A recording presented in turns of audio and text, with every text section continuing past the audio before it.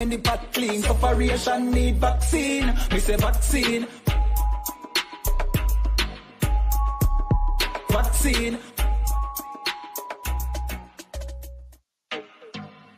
Yeah, yeah, yeah, yeah, yeah, yeah, yeah, yeah, yeah, yeah. Ever since it's a COVID-19, everybody does a talk about vaccine. Warm to the vaccine when the pot clean. Operation need vaccine. Me say vaccine, vaccine, vaccine. Warm to the vaccine for the crack fiend. Warm to the vaccine for the vaccine. We afraid them shoot our son when the cops see him. Hey, where the vaccine? One to the vaccine when the pot clean. One to the vaccine from the crime scene. Little ghetto youth fall up like napkin. We need a vaccine at the ghetto car. Our struggles are no similes and no metaphor. If you get a youth dream, if you get a car, buy a house, try make it out, no get so far. Nuff no live so long, we get vaccine. Get up people no want to no vaccine. If it's not a vaccine, we stop cream and can live a better life and stop dream. For the youth them way in a jail house, we still no get charged, can't get no bail out. We say vaccine, we fi make you no see road quarantine. We want to know vaccine, vaccine, vaccine. One to the vaccine for the crack fiend. One to the vaccine for the vaccine. We afraid them shoot our son when the cops see him. Hey, where the vaccine? One to the vaccine when the pot clean. One to the vaccine from the crime scene. Little ghetto youth fall up like napkin. We need a vaccine for real, cause some evil people them be will lead us. Football, trust Babylon. We need a vaccine. The poor and every workplace that give people more vaccine. Me nah lie, we need the cure. People police stop kicking we door.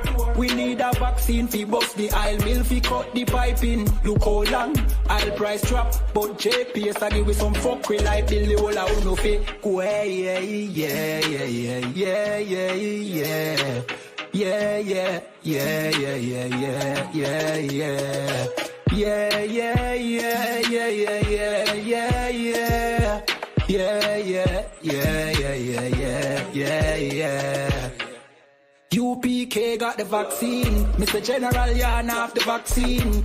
General my man have the vaccine. Big Captain Mashak got the vaccine. Hey, Nayatap got the vaccine. Hey, Abada one got the vaccine. Hey, Akaya got the vaccine. Bakawar got the vaccine. Hey. Ever since it's a COVID-19, everybody does a talk about vaccine. One to all right, man, what's going on, man? What's happening, everybody that is tuned in tonight to the ISUPK Brotherhood class? You know what I'm saying? I'm holding it down tonight. Let me see, who's this? All right, Gary Yala, all right. You know what I'm saying? Shout out to you. Also, man, let's get the likes up. Get them likes up. Yeah, yeah. Let me see here. Let's see what I got here. All right. Shit like that, shit like that, shit like that, shit like that, shit like that. All right. Shabar, what's going on, Shabar? What's happening? Shit like that, shit like that, shit like that, shit like that, shit like that. All right, so what we doing, right? We are going to go into, I looked at the class title today. The class title is going to be something that we actually was talking about at camp this weekend. We were talking about police, right? How to deal with police, different things like that. A lot of our brothers and sisters don't understand that. Brotherhood is, we're going to teach that, and also how to deal with shit like that, shit like that, shit like that, shit like that, shit like that. How to deal with lust, because I know that's like a big thing, you know what I mean, where brothers be dealing with lust and all of that. So we'll go into that. And if anybody got any questions, we'll go ahead and get that. We'll get that in. And if you in Delaware, you close to Delaware, you need to get in here and get in class. You know what I mean? That's why we have a school here. The school is so that you can, enjoy and use the facilities. You know what I'm saying? So you can come and you can learn and get all the good stuff. You know what I'm saying? So that's what it's all about. What the hell is that?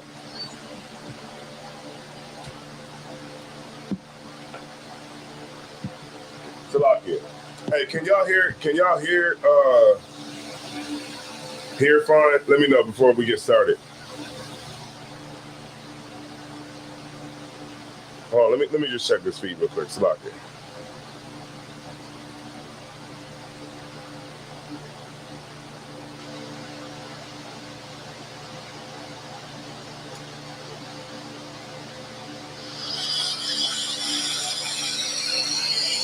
Oh, hold on one second. Hey, I think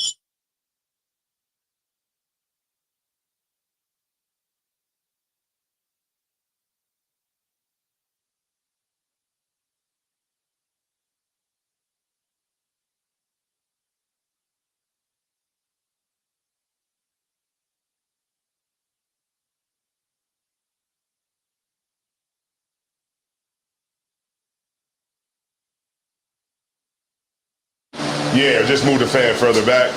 Yeah. Nah, you don't gotta go back that far. Yeah.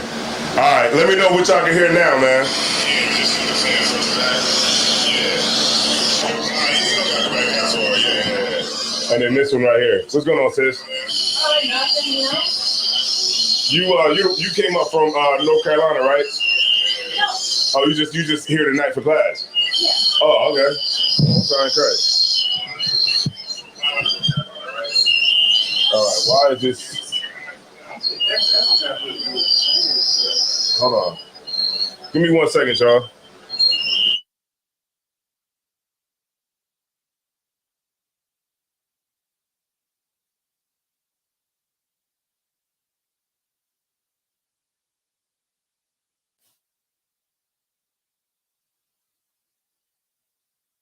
All right. Yeah, your mic's muted. All right, so now my mic is off. All right. Let me see if mine come back on. Hold on.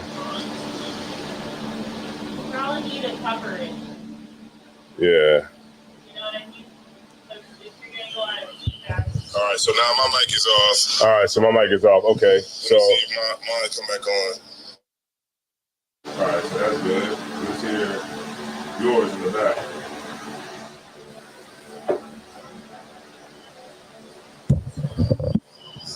Shalom, Lord Christ. Shalom. Shalom. Testing 1, 2. Is my mic good? Can we get a 1 in the chat if there's no interference? If there's interference, put a 2. Yeah, you can hear it. It just move it further back. And I'll bring it down a little bit. Down. All right, no sweat. All right, Isaiah War, man, what's going down? Shit like that. Shit like that. Shit like that. Shit like that. Shit like that.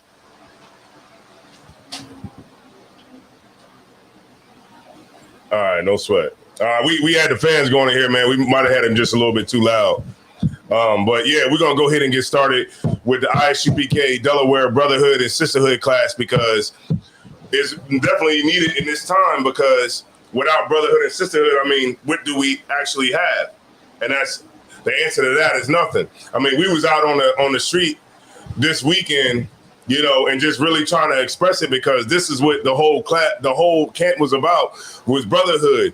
And it's that one thing that, we just can't seem to get, but it's very, very important, and it's actually what will free us out of this captivity that we living in right now. Without it, now to have brotherhood and sisterhood, it's a specific thing that has to be done for us to achieve it, right? Because you hear a lot of times a lot of people say, "Well, we just got to come together," and then I'm like, "Well, how is that possible? What's the first steps of doing it? Like, how do we get to the point where we can actually make it happen?"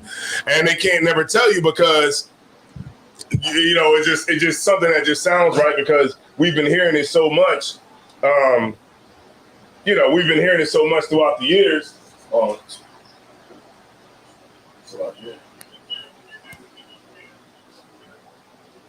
right. and we know we've been hearing it so much throughout the years. Damn, why does this sound so bad? And we know we've been hearing it so much throughout the years. Man, that sounds horrible, man. What the?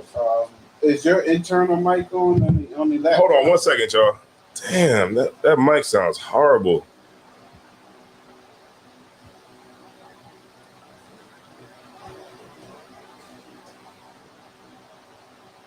Oh, okay, yeah, we on the right mic. Yeah. All right. It just sounds bad. All right, so this is what you do. Turn that one off, and then turn that one towards y'all. Because I don't know what the deal is. Yeah, turn that one off, and then turn that one that way. Yeah, so y'all can have your fan. All right. So, because for some reason, it's just, I don't know, it's just loud today. And it sounds horrible on the mic. All right, so sound like that here. All right, so you can Isaiah Ward, you got it. It's clear where you at. Why does it sound so bad? You hear that? Yeah, it sounds terrible. Man, that sounds horrible, man. Is your internal mic on? No, it's a real. Damn, that mic sounds horrible. Yeah, I think it might have just been. All right. Maybe it might just be me. All right, no sweat. All right, so you can turn it on low. It might just be me. It might just be my it might just be mine. All right, so we're gonna go ahead and get started, man. I just want to make sure that we good, man, because I don't want to I don't want to be on here. Okay, there we go.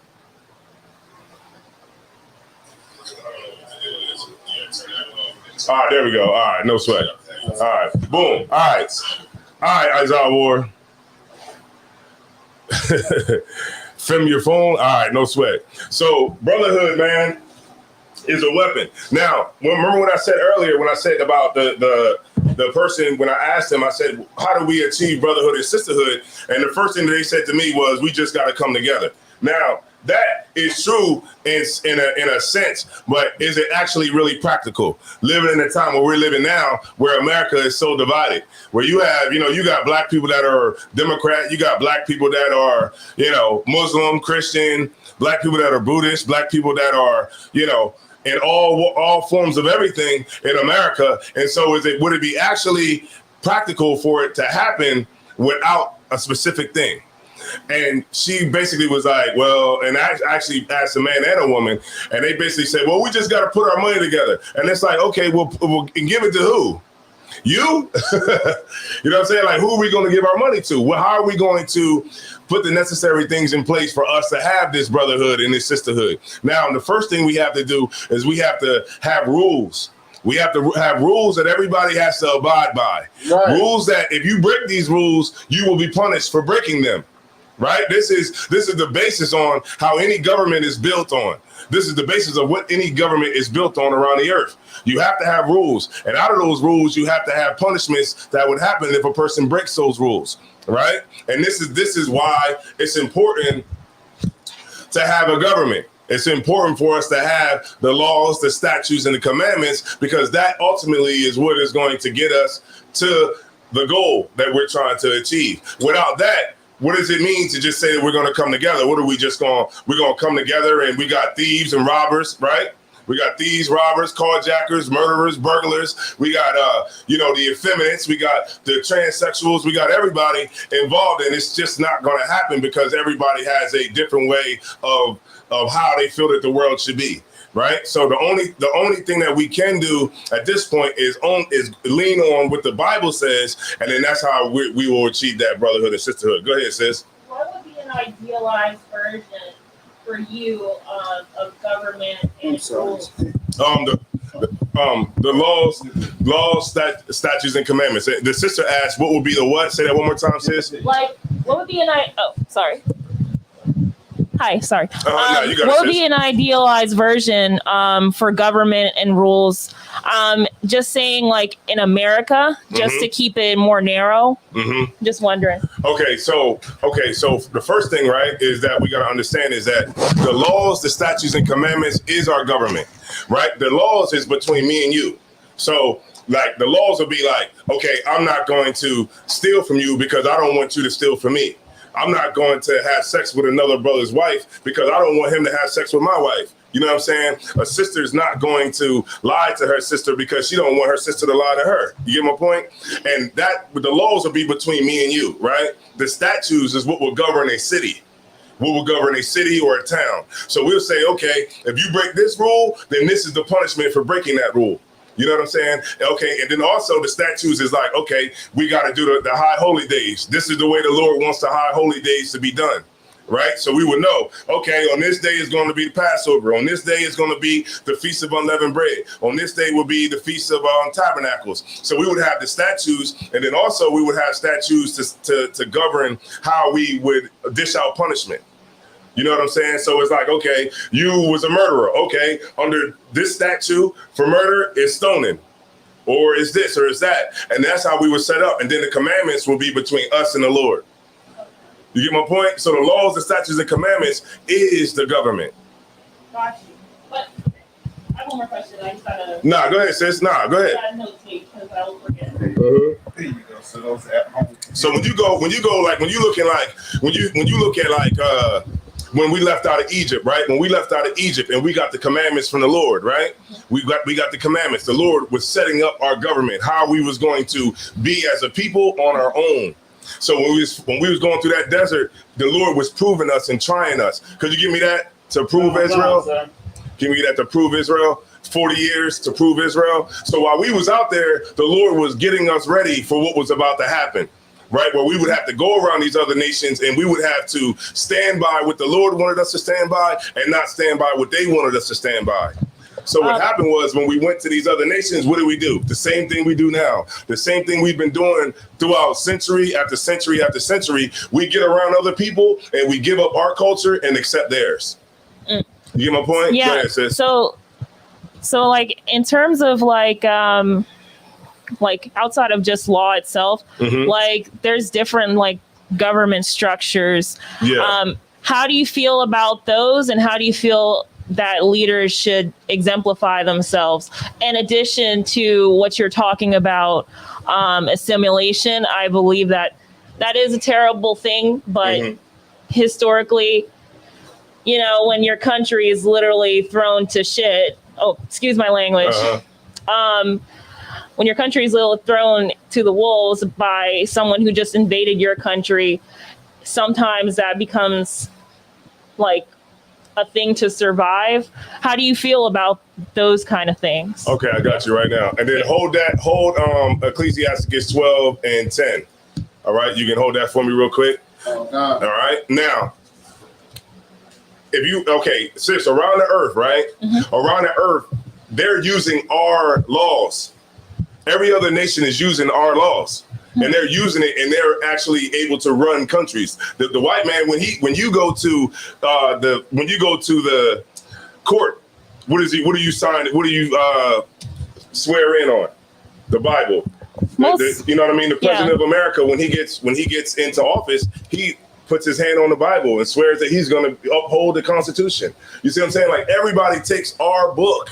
They take our laws. They take what we already established, what the Lord established with us, and they use that to appropriate, and they're able to run a kingdom and rule the world. But we don't have that because we left our laws, we left our statutes, and we left our commandments. So now we're a lawless people. So when you have a lawless people, how can a lawless people get justice? You can't. You know my point? Like you can't get, like, if we don't, like, because what did the pastor say? The laws are done away with.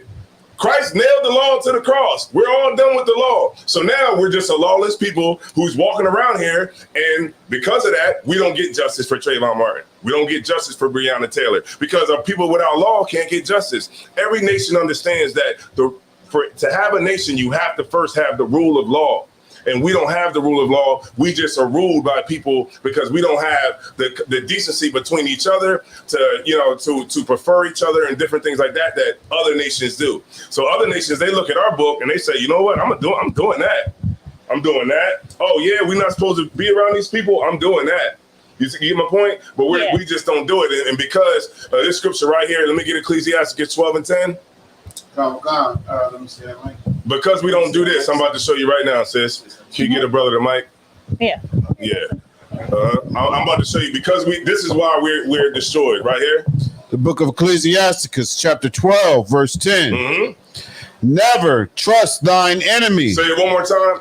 Never trust thine enemy. And what do? Trust our enemy. Every single time. Even the last election, what do we trust? We trusted Joe Biden.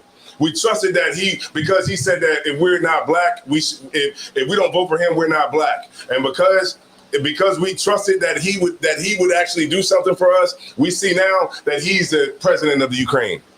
You get my point? He's not the president of black people. He hasn't even looked in black people's way since he's been in the presidency. You know what I mean? He gave $40 billion. He gave $40 billion to the Ukraine, right? But when it comes to, do you got one of those, sis? You don't got an apocrypha? No. You can take it. You can take it. Right. So that's not in this. Oh. But it's in this. I just want to help the sister to understand. Yeah. The Bible, see, it's in this. See, like this is the King James version, but this is the one that has the Apocrypha already in it. So the Apocrypha is between the Old and New Testament. Oh, okay. Right. So which one do you consider to be the real book? This is the real book, the Bible with the Apocrypha added. You just got the Apocrypha and the Bible separated because, and I tell everybody who don't understand this, right? When you end the Old Testament, it ends with the book of Malachi, right? At that time in history, the Persians and the Medes were ruling, right? And then the New Testament, it starts with the book of Romans. So what's missing? Salaka, it starts with Matthew, but it starts with Roman rulership. Well, yeah, the Roman rulership, right? The book of Matthew. Right. So who was ruling? The Romans. So it skips from, so if you're looking at history, the Persians and the Medes are ruling, right? And then it skips to the Romans ruling. What's missing? The Greek Empire. The Greek Empire is how the white man came into power. And that's what they protested to get it taken out of the Bible. You know what I'm saying? And that's why when you look at the King James 1611 edition, it will be in there. It's the link between. So you know how, like, I don't know if you ever heard this, but you heard when Paul says to the Jew first, then the Greek, or there's neither Jew nor Greek. The church doesn't know what the hell he's talking about. They think he's just talking about everybody, but he's actually talking about the Israelites who were in Greece. Right. And they just don't have that part of the Bible because the church is just jammed up. You know what I mean? Because of the passage that's over top of them, right? And this is why we teach the truth here in the school, right? Boom. All right. So it says what? Never what? Never trust thine enemy. Mm-hmm. For Salaki. Uh-huh.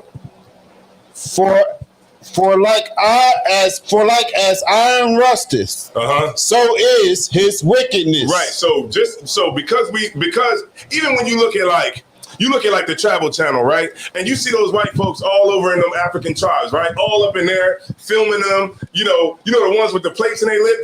I seen videos where they be taking their finger and moving their lip, like playing with their lip. You know what I'm saying? Like, and I'm thinking to myself, they just will never learn. Like, we just won't never learn. It's the whole earth. We just won't never learn. Like, by this time, they should understand that the oppressor is the enemy. Right. But they don't understand because of Christianity, because of our need to just be accepted by the oppressor. You know what I mean? And that's why we're destroyed here in America, because of our need to just feel it, to be accepted. You know what I mean? And that's what we've always done, is try to not exactly piss them off, but just make them understand that we're human beings.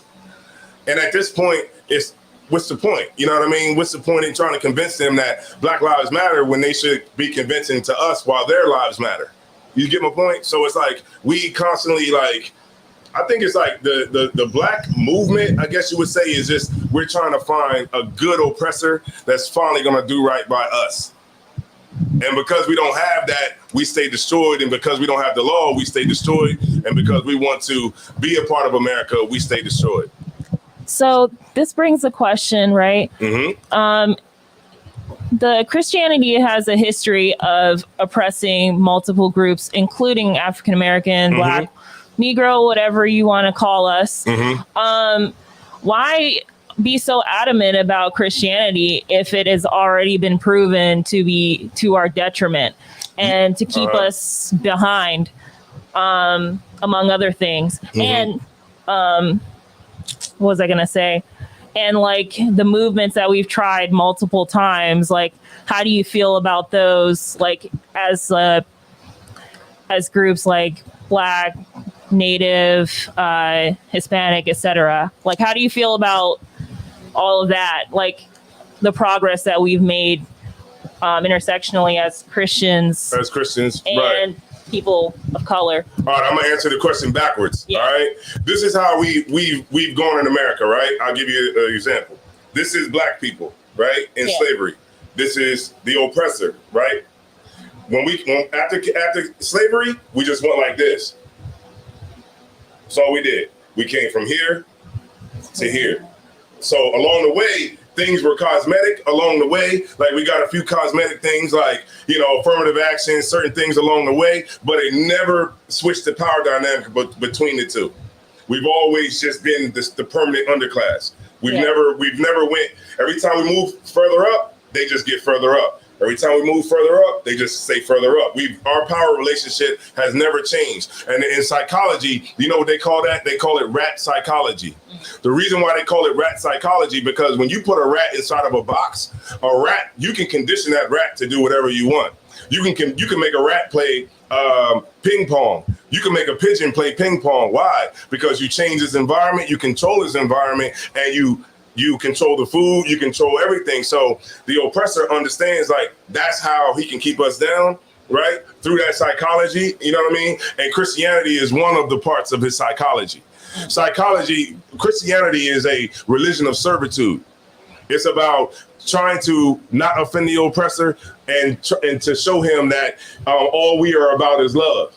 Right. And we don't have no hatred in our heart. And we feel by that we'll be accepted by them on a national level. And somehow we can convince the good white people to convince the other white people that are bad in their, in theory. And then after that, we'll all live in this utopia and this multicultural society and where everybody's equal. But what we don't understand because of Christianity is that, read it right here. Read it again. Matter of fact, drop that and give me Ecclesiastes 3:1. You see what I'm saying? And because we don't understand these things, this is why we constantly fall every time. It's like the Lord is trying to show us through the scriptures, through the book of laws that we constantly always talk about all the time. He's trying to show us, but we don't want to look at it. Like, think about it like this, right? Dr. Martin Luther King was a doctor, right? Sorry. He was a doctor in the Bible. So he read the Bible. He just read the Bible without any understanding. And this is why at this particular time, the Lord gave us the understanding so that we would so the men who were like prudent in this society, or the men who are rich and famous, they don't have this understanding like us. Three people in this room right now. You understand what I'm saying? And this is what Christ rejoiced over, but this is what the church don't understand. Go ahead. You said the book of Ecclesiastes 3:1. The book of Ecclesiastes, chapter 3, verse 1. Mm-hmm. To everything there is a season and a time to every purpose under the heaven. Uh-huh. A time to be born, and a time to die. Keep going. A time to plant, and a time to pluck up that which is planted. A time to kill. A time to what? A time to kill, and a time to heal. A time to break down, and a time to build up. Give me down to that, the love. Time to love and a time to hate. Verse 8, a time to love. A time to what? A time to love. But see, we just think that with Christianity, it's just all love. God is love. Everything is love. We got so much damn love. That's why they killed Martin Luther King. Because you can't have too much love. The oppressor understands that. If you start to have too much love, then what does that mean? That means black people and white people might actually come together. And they can't have that. Because what happens if we come together? That means they're going in a mathematical, they could actually put a date on it when they will be bred out of here. So they have to have racism because racism is a necessary mechanism to protect white supremacy as a whole, because it's a global system. You understand? So this is why, we as Christians, we don't understand hate. in the Bible. We just think it's all love. God is all love. But because we don't understand this is why. Keep going. Come on. A time to hate. A time to what? A time to hate. So what should we hate? Hate itself. Racism? No? No? Because racism is necessary. You can't ever get rid of racism because racism is a defense mechanism to protect white supremacy. So it's two different things. You're saying that we should hate people who continue to uphold systems that oppress us? Are you saying, is that what you're saying? What I'm saying is we should hate the people that's actually doing it. Yeah. But we should love each other. Yeah. In the meantime, right? In the midst of all of that, right? So yes, we should hate the people. We should hate racism, right? But does that mean that we're going to be able to change it? You get my point? Like we can't waste our time trying to change something about people that has been proven that you can't change. We've been trying to change their mind about racism for 500 years, and it just hasn't worked. We haven't got any where with it, and it's actually an insane thing to do to try to the same thing and expect different results. What we constantly see, like, and I'm breaking it down, not even biblically. I'm breaking it down to you through psychology. You know what I'm saying? Racism is a necessary mechanism. Like if you had to put racism, white supremacy as a global body, like America would be the teeth of racism, of white supremacy. It would be the teeth of the whole body. You get my point? And so in America, for us to say that we want to be equal to the oppressor, we don't even understand how radical that sounds to them. That sounds like you're trying to be equal to me in a land that is made by that was gained by their forefathers, and they will do anything to protect what their forefathers laid down. So for us to try to say, well, we want racism to stop, then that means that you want America to stop, because that's what it was built on. The only way racism is going to stop in America is when America falls. Gotcha. So it's like no way you're ever going to stop racism. Racism is here because the oppressor, the Lord wants us to separate from America. Like, all right, feel me on this, right? Chinese people are racist. They got Chinatown in every major city. Right. Go down to DC and go to Chinatown, and I bet you can't read none of the signs on the shops. Right. You can't even read it. I can speak a little Mandarin. Right, but you get my point. I know. I'm just saying. I kind of wanted to gloat for a second. I'm sorry. Yeah, no, it's all good. It's all good, sis. Yeah, but you know what I'm saying? Like the Arabs are racist. The East Indians. Look, when I go in the liquor store, I don't see nobody in there but Arabs or East Indians. You see what I'm saying? Like they understand that they prefer their race over everybody else. White people prefer their race over everybody else. What's wrong with us doing that? It's like when we do it, it's like, oh, stop the presses. We can't hate. Oh no, we can't do it. But everybody does it over us. You know what I mean? And that's just the truth. And in here, that's what we speak. We understand the truth because we don't believe in fairy tales in here. You know what I mean? We don't believe in we don't believe in what's his name? Martin Luther King's dream. We don't believe it in here. And actually, he's in the scriptures too. So what was we at in there? It was Ecclesiastes 3 and 8. Okay, yeah. What you say? Ecclesiastes. What's on 13? Nahal, you put that in there. What's on verse 13? Yeah, verse 13. Let me see it. What is that? Chapter 3, verse 13. 7 and 13. Oh, 7 and 13.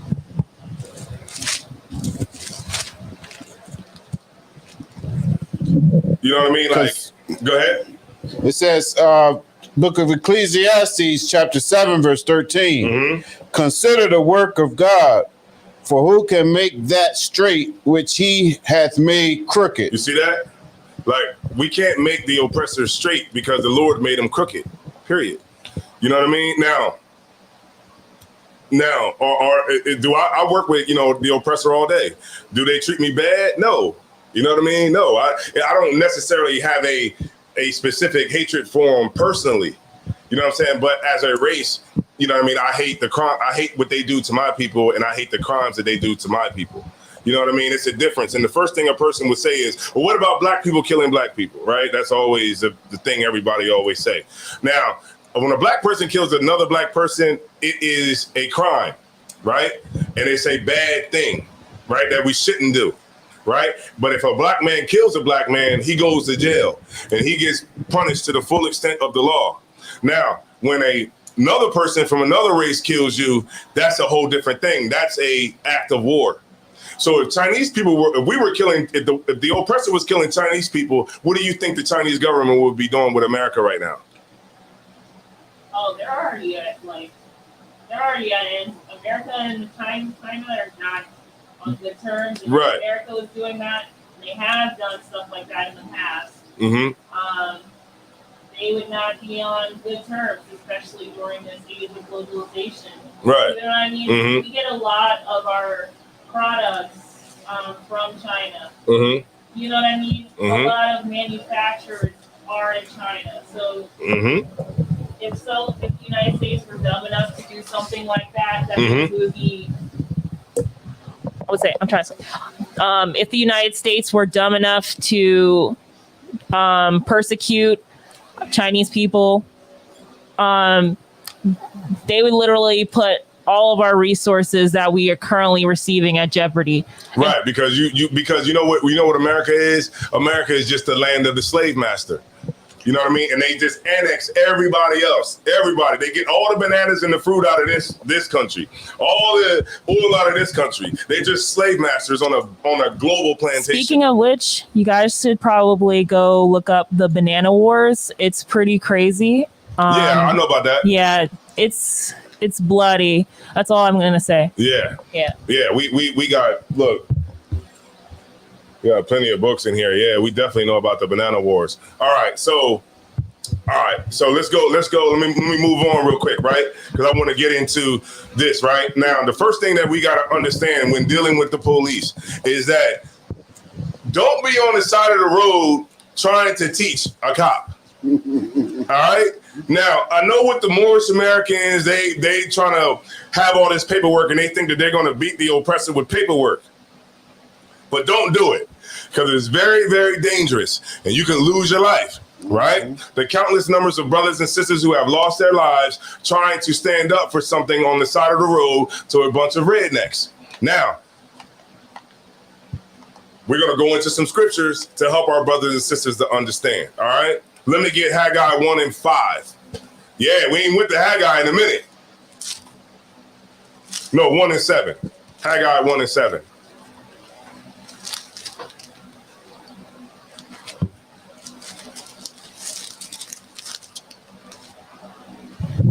Come.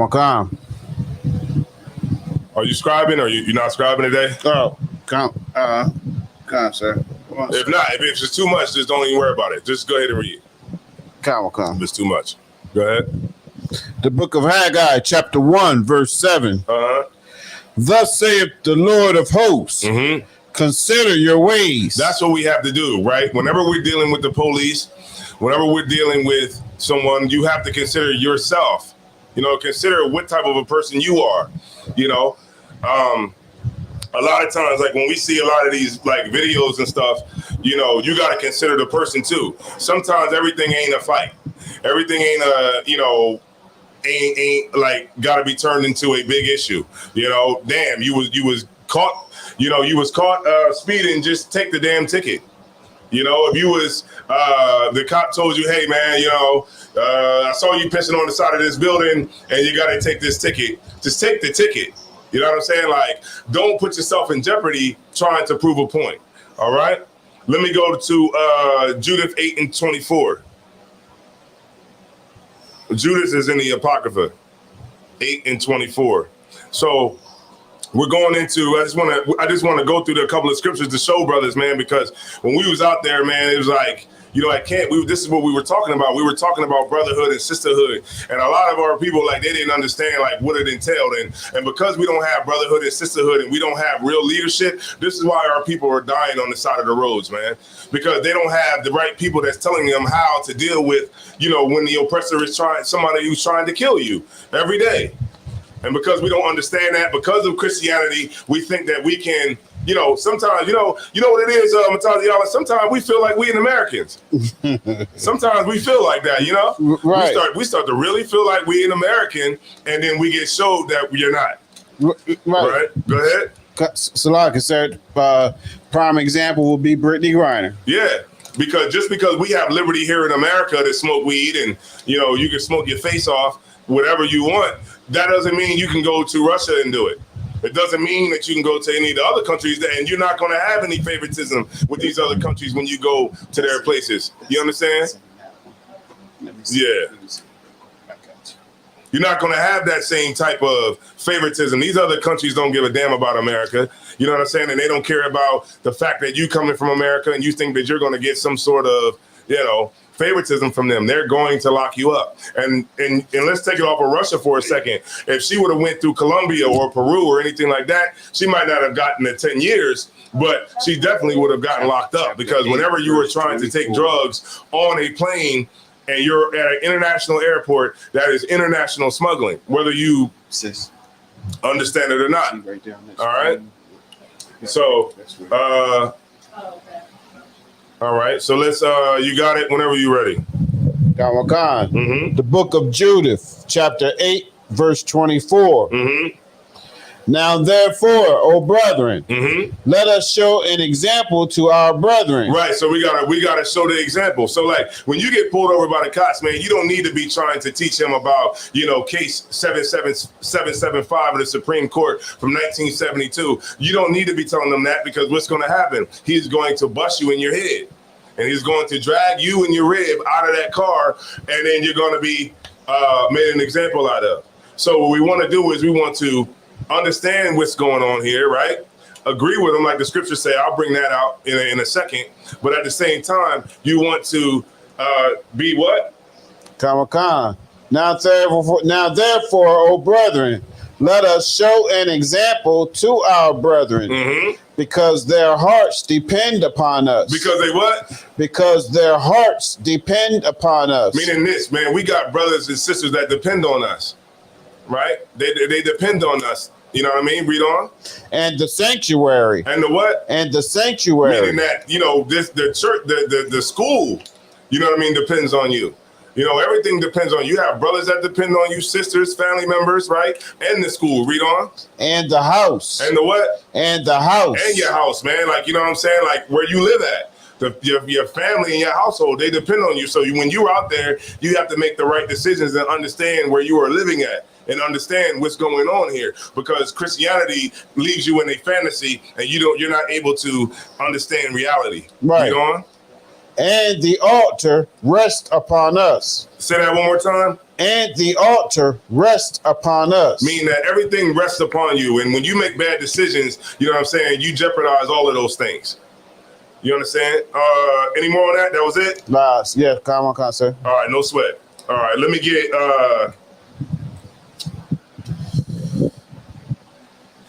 Matthew 5:25. That's in the Bible, sis. Matthew 5:25. All right, so if y'all got any questions in the chat, y'all let me know, right? We in here with 17 people. We got 9 likes, whatever. You know what I'm saying? I'm not even going to tell y'all to get the likes up, because it's just such a hard thing to do. So I just kind of gave up on it. All right, no sweat. All right, even if you're watching this on TV and you got YouTube on your smart TV, you can just take that remote, go up, and then just slide over it, go to the thumbs up, and then just hit it. It ain't hard. All right. God. All right, you got it, warrior. Whenever you The ready. book of Matthew, chapter 5, verse 25. You got it, sis? You there? Agree with thine adversary quickly. Say that again. Agree with thine adversary quickly. Right. So when he tell you, hey man, you was speeding in that, you was going 80 and a 50. All right, no sweat. Cool. You know what I mean?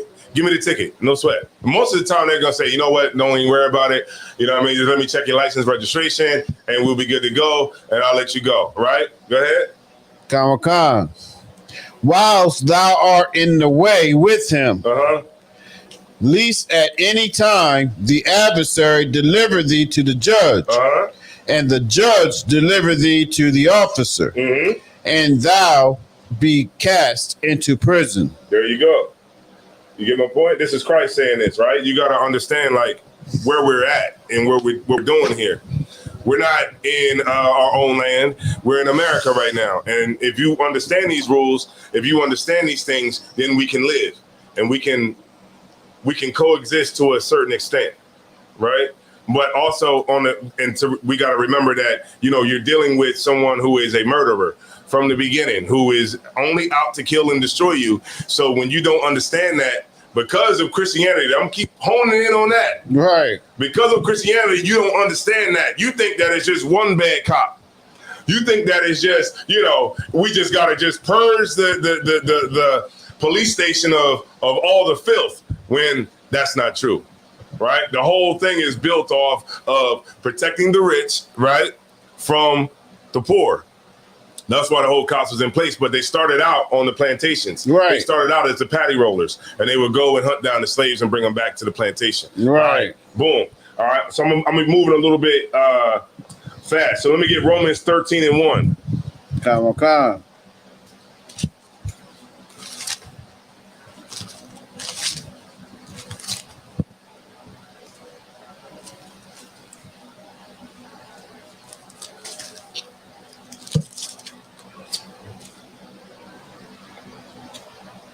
Whenever you're ready. All right. So we got after I said everything that I said, we still got 9 likes. No sweat. Oh, man. You know what's crazy, though? You know what? If Megan Thee Stallion was on here and said, hit that like button, you know what I'm saying? For this WAP, everybody hit the like button. It wouldn't be no questions about it. It'd be 100 people and 100 likes in here. Okay. You know what I'm saying? I don't know. I guess it's just rap music. All right. Go ahead. The book of Romans, chapter 13, verse 1. Let every soul be subject unto the higher powers. For there is no power but of God. The powers that be are ordained of God. Right. So this is the oppressor is in power because the Lord put him in power. The Lord put him in power because we refuse to seize it. We refuse to follow the rules so that we can get power. We don't want power. That's like the truth about it. We don't want power. We're not concerned with military. We're not concerned with governmental structure. We're not concerned with ownership. We're not concerned with land. We're not concerned with, we're not concerned with NATO. We're concerned with TikTok, dance challenges, right? Instagram, getting lit on Instagram, follower count, right? That's what we're interested in. Entertaining, rap music, dancing, BBLs, twerking. That's what we're concerned with. We're not concerned with the weightier matters in life. We're not concerned with the more important things in life. So since we're not concerned with those things, someone else has the power that is concerned with those things. And that's the oppressor. And the oppressor has a police force. And in that police force, we have to be subject unto them because they are the authority, right? The boys in blue are the authority. Keep reading. Come. Verse 2. Whosoever therefore resisteth the power, resisteth the ordinance of God. Right. So go ahead. Somebody can get the door. I'll go ahead and speak until you get back. All right. So when you resist the power, you resist the ordinance of the Lord. Right. Now, also, I'll read it a little bit more too. I got it. You know what I'm saying? It says, whoever therefore resists the power, resists the ordinance of God, and they that resist shall receive themselves damnation. Meaning that when you're on the side of the road or the police is trying to chase you, because this is a lot of people don't understand that. A lot of brothers don't understand this, right? The police are set up. Now, I'm not saying in no way that the police are good. I'm not saying that at all. But what I am saying is that the police are set up because they are set up to stop bad stuff from happening, right? So when you see somebody in your neighborhood that is killing everybody in the neighborhood and nobody can do nothing about it, then the police are there to arrest that person and get that person locked up, right? A woman gets raped or whatever. The police are there to stop that person from stop that woman either from being raped, or they're there to lock up the men forever for doing the rape. You understand what I'm saying? So the power is in place to protect the system, right? But the system was set up by the Lord. So sometimes the police has to go out. Remember, because the Lord is in everything. So, you wonder why that brother got shot by the cops or whatever. You don't know. That brother might have been that person who shot 2 or 3 people and nobody knows who did it. Now, we don't know what's going on because the Lord is in everything. But at the same time, this is what's set up and the Lord is in control of everything. Go ahead. Verse 3. Come. The book of Romans, chapter 13, verse 3. For rulers are not a terror to good work. Meaning this. Now, the rulers, the people that are in power, like the police, right? They're not a terror to people that are on the right side. Meaning that now, sometimes I wonder, we be talking to who? The mayor. We be talking to the deputy mayor, talking to, the assistant district attorney. We be talking to all kinds of people, the master corporal. When I go out to camp, I talk to the master corporal every week and I tell him, hey, we going out here to camp or whatever. Or we going out here. And you know what he tell me? Yeah, give them hell. You know what I'm saying? You understand what I'm saying? The rulers are not a terror to good works. Meaning that if you are a brother that is not selling drugs, or a brother that's not shooting up the neighborhood, then you have nothing to worry about. You don't have to worry about the police, right? And understanding who they are, understanding that they are out to kill you, right? Understanding those things, but then also understanding that if you don't have anything to be, to have them on your behind, then you should be good to go. Now, there are brothers that do, get killed by the cops that are, great and innocent. But remember, the Lord that we serve is terrible. So the Lord might let a good brother get killed by the cops so that he can have everybody else mad so we can tear this place up and break and burn down every building in the damn city across the country. You get my point? So this is the Lord, you know what I'm saying? And this is, you know what I'm saying? Let me keep going. Don't worry about that. Don't worry about it. Yeah.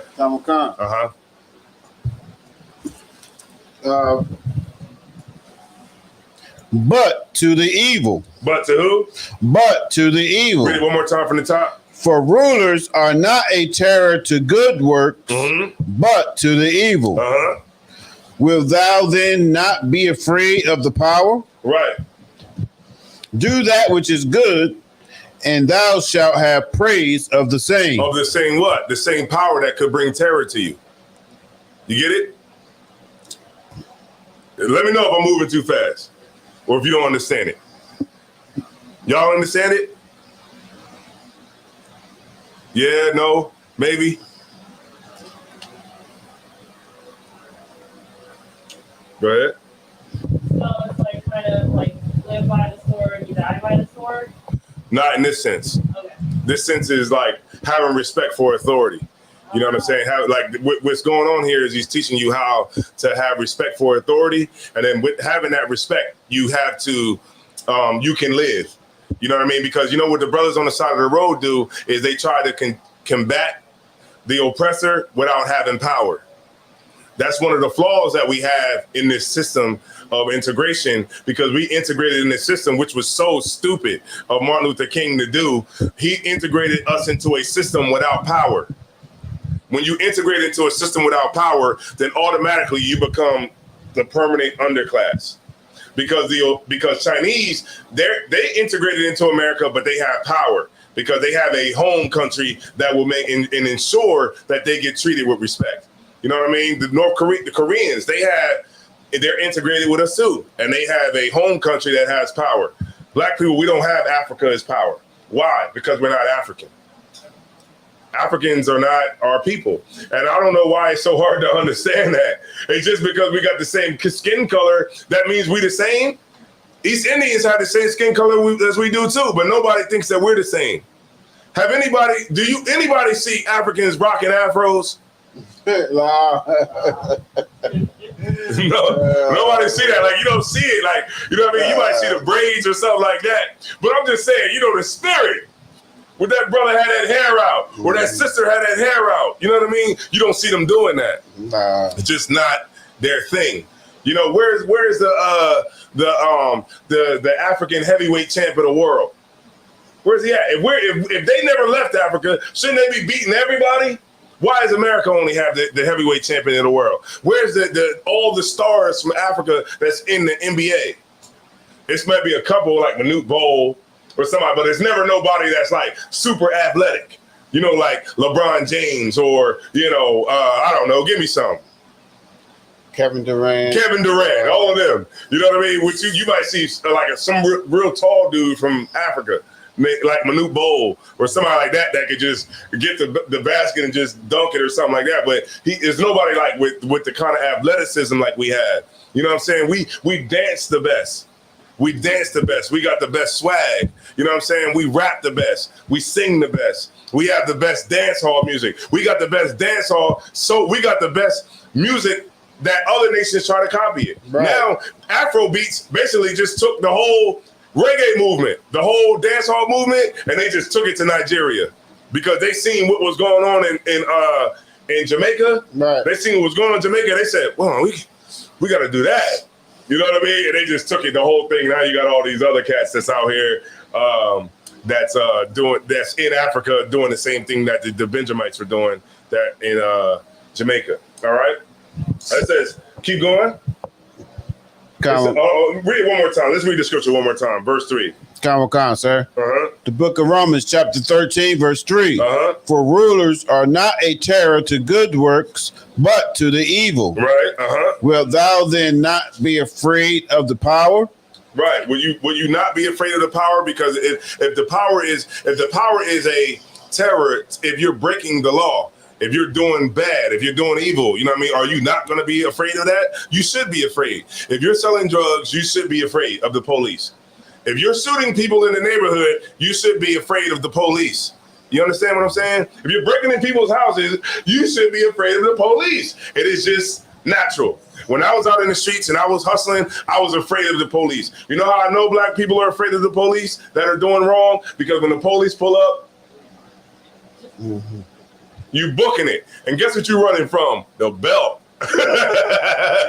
You running from the belt. And when daddy catch you, he gonna give you a beating because you were bad. You know what I'm saying? But if you're not bad, then you don't have to worry about Big Daddy coming to give you a beating with the belt, right? Because you making him chase you, you know, with all that stuff on his belt. You know, that belt is heavy. He got the nightstick. He got everything on that belt. And then you making him chase you over the walls, over the fences, over everything. And all he want to do is just, you know, be underneath an overpass, you know, occasionally get, you know, some sex from a prostitute. You know, he occasionally just wants to, you know, rob a drug dealer. He don't want to have to chase you.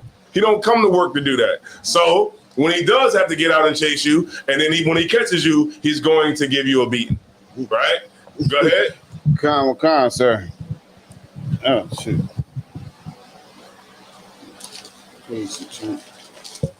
No sweat. Take your time, warrior. Yeah, that's right. Now, you said they call us akatas.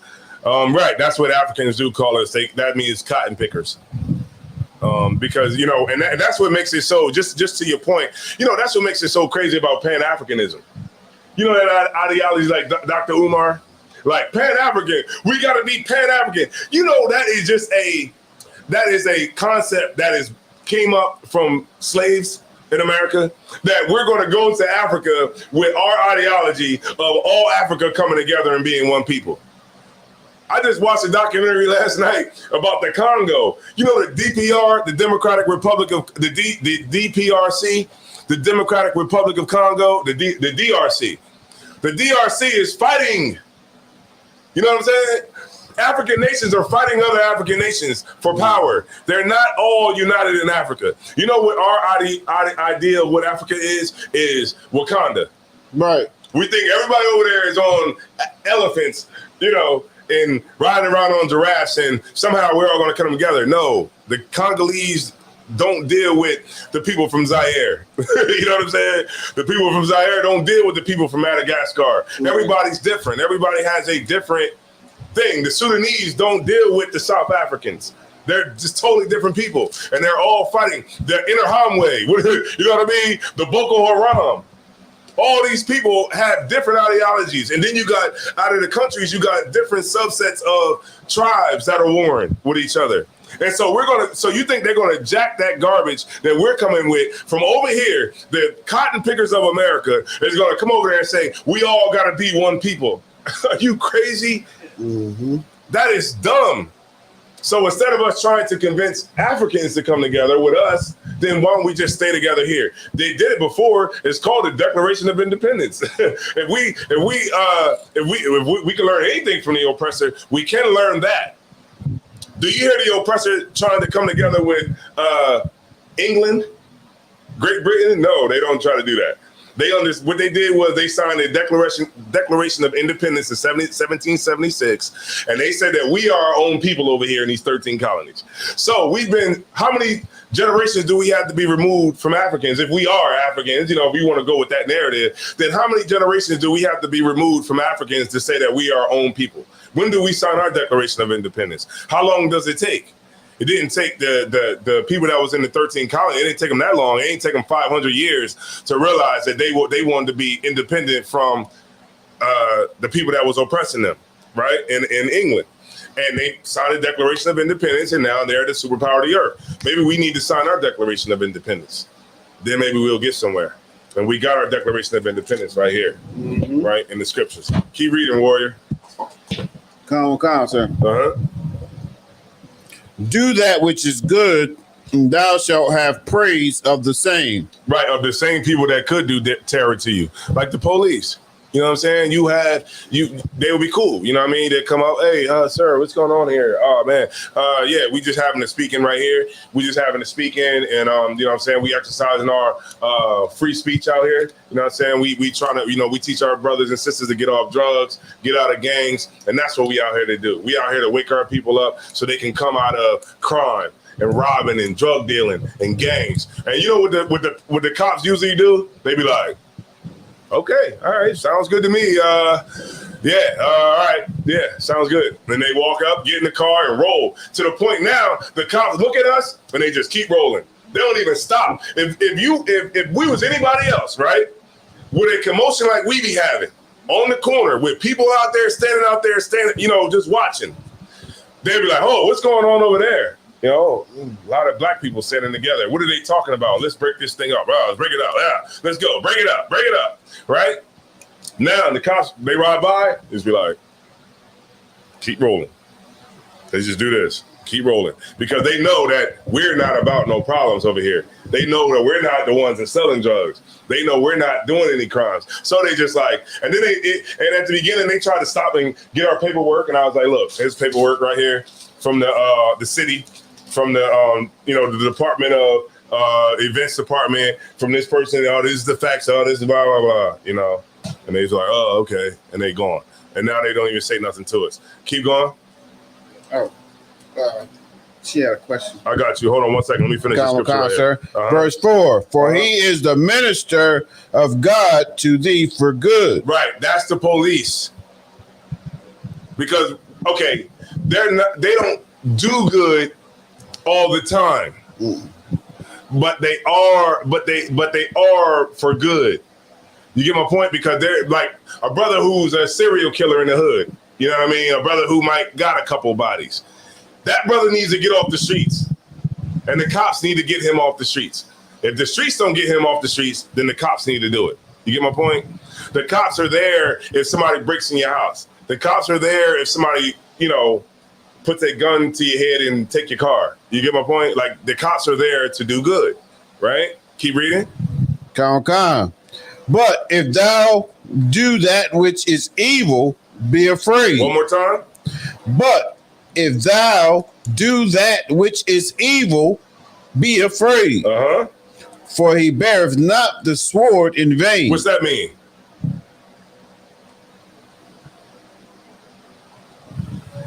Uh-huh. Means he's not punishing you for nothing. You want it, but not exactly what I wanted, because we talking about cops. Powerball? He beareth not the sword in vain. Go ahead. He got that sidearm and he will use it. There you go. That's what I wanted. Hold on. Shit like that. Shit like that. Shit like that. Shit like that. Shit like He that. got that gun. It ain't for nothing. Right. That gun is for good. Right. And that's what he feels. That cop. That's what he feels that he's doing. He feel like he's stopping a perpetrator from robbing or harming somebody else. So he shoots you. That gun that he has ain't for nothing. Right. It ain't in vain. It's for good. That's what he thinks in his mind. I'm not saying cops are good, but I'm just saying that's what they think. They think like, hey, this is for good. And sometimes the Lord has to use the police. The Lord has to use the police to go get a brother who is running hell in the neighborhood, selling drugs all over the place. You know what I mean? The cops have to use the police. I mean, the Lord has to use the police to go and arrest that brother and put him in jail. The Lord had to use the cops to get me. I didn't want the cops to get me, but the Lord made it to where when I made that decision, right, to go to New York, I made that decision, and that decision cost me 2 years of my freedom. Right. You get my point? Right. And the Lord had to do it because he had to sit my stupid behind down. Right. Because I was moving too fast. And that's what we, just to help you get the point. All right. I think the sister had a question. There you go. Can you give me a napkin? Sure. Hi again. Mm-hmm. So my question is just going back to helping others in the community. Uh-huh. So what do you guys think about I know there's programs and stuff like nonprofits, but do you guys offer counseling or some form? Because the reason why people turn to these things is because of instability, The water. right? And that's because our government fails to give us stability because they're cheap. I'm be honest with you. Mm-hmm.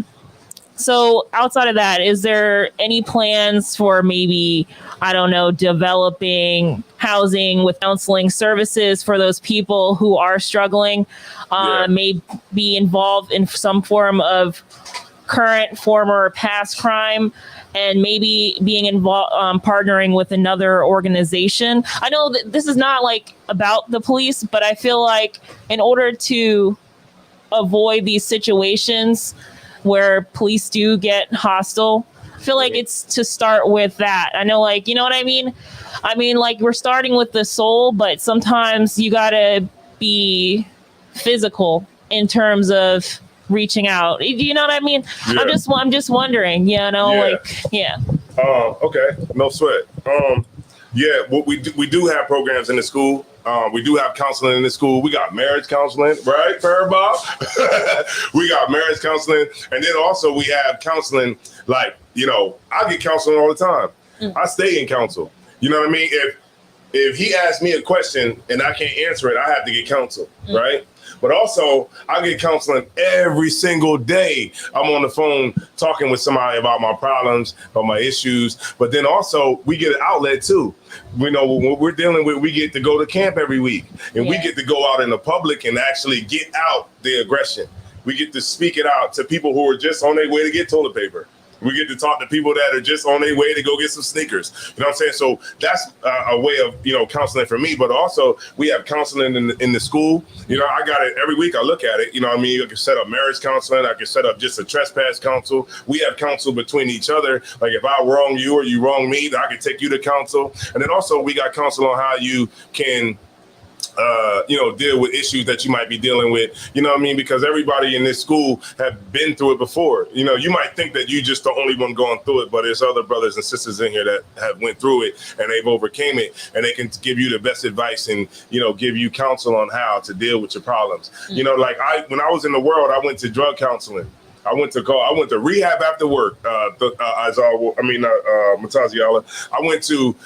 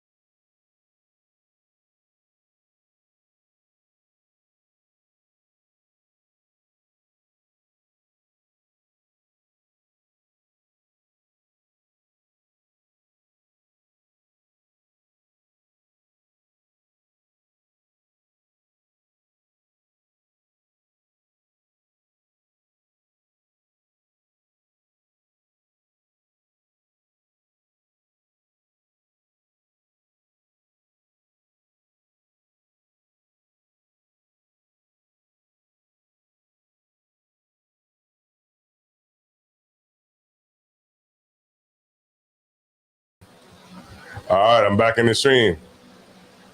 Hold on, let's see if everybody left. All right, we got 18 people that's still here. All right, no sweat. All right, y'all, we back. Let me see. Let me check my screen real quick. I'm gonna check the feed real quick. See if we back. That's crazy though.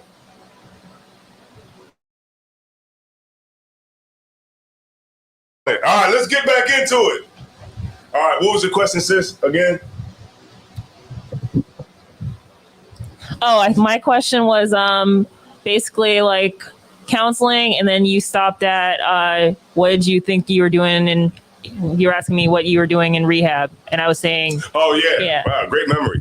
Yeah. What I was doing in rehab was faking the funk. I was just still getting high, but I was giving them fake piss. From the store, Extreme. Y'all probably don't know what I'm talking about, but in the gas station, they got synthetic urine that's in there. It's called Extreme, and you just get it, and it's in a bottle, and then you keep it warm, and they got some warmer on it, and then you just give it to when they tell you to go in the bathroom, you just pour that in the testing thing, and then you give that to them, and then they'll test that, and it'll come back clean. But you can still continue to do what you're doing. But what stopped me from doing drugs, man, and smoking weed and stuff like that was being in here. The Lord stopped me, not counsel in the world. Counsel in the world don't stop you from doing anything. It might help to a certain extent, I guess, if you don't have the truth, but ultimately, this is what's actually going to fix you. All right, so give me. Oh wait, I still have one more question. Go ahead. This is like another 2-part question.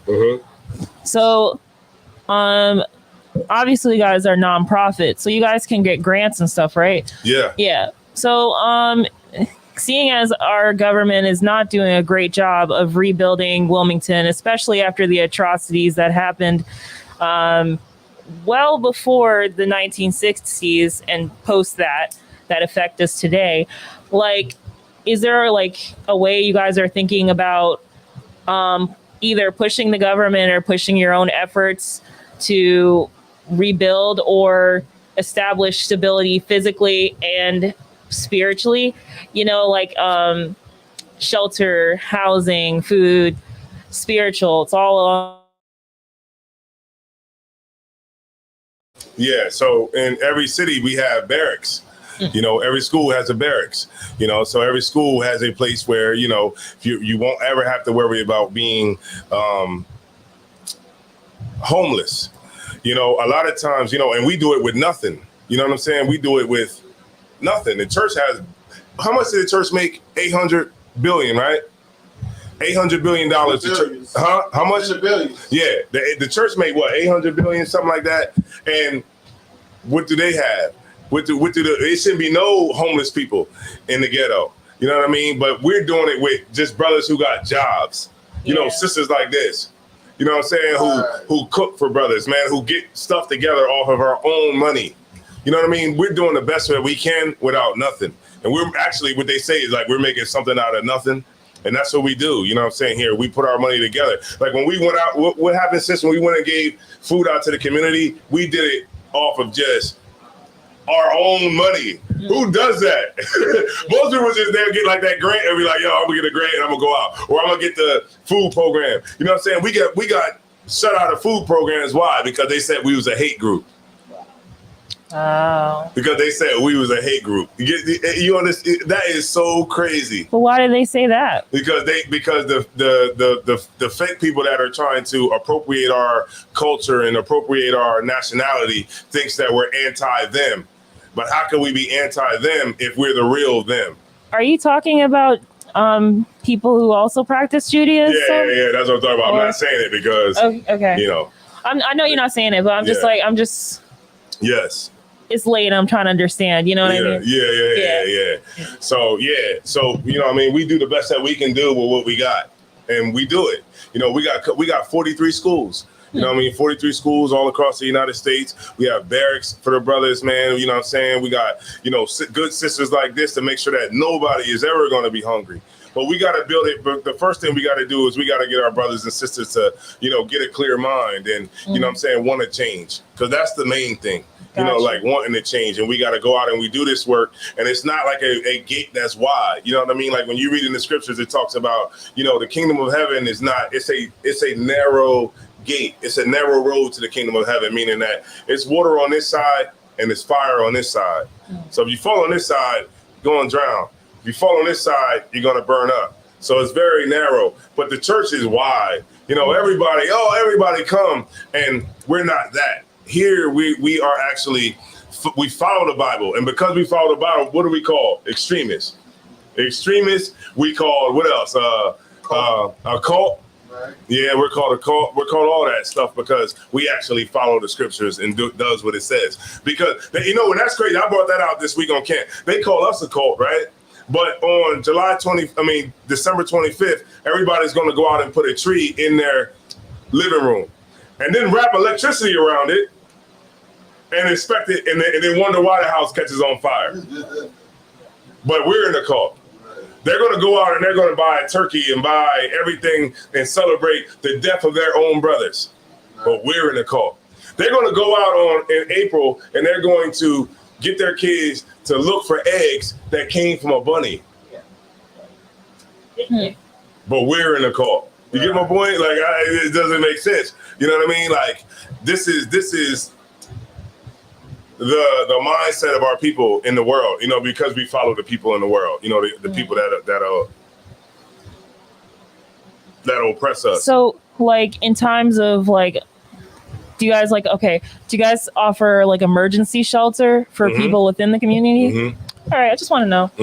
Because, too many times, so many people just dying and drowning or not being able to find resources because the local government was ill prepared. Let me get that scripture.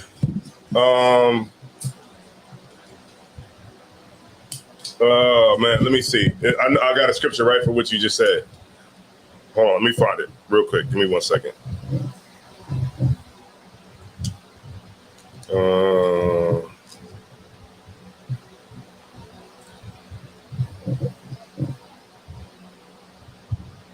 I think it's help. Not.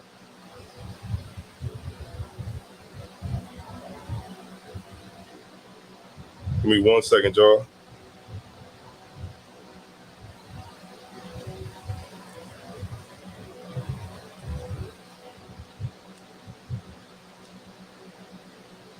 All right, let me get Ecclesiastes 12:4. This is the sister question right here. And this, now we help people, but also the scriptures show us who to help too. Ecclesiastes 12:4. Whenever you get it, warrior. Pearl Bob, you can help the sister if she's not there. I'm good. Yeah. I just have like one. All right, sis, that's right. All right, let's get it. She's navigating that. Navigating that joint. The book of Ecclesiasticus, chapter 12, verse 4. Give to the godly man and help not a sinner. Verse 5. Do well unto him that is lowly, but give not to the ungodly. Salakia. Hold back thy bread and give it not unto him, lest he overmaster thee thereby. For else thou shalt receive twice as much evil for all the good thou shalt have done unto him. All right, somebody break it down.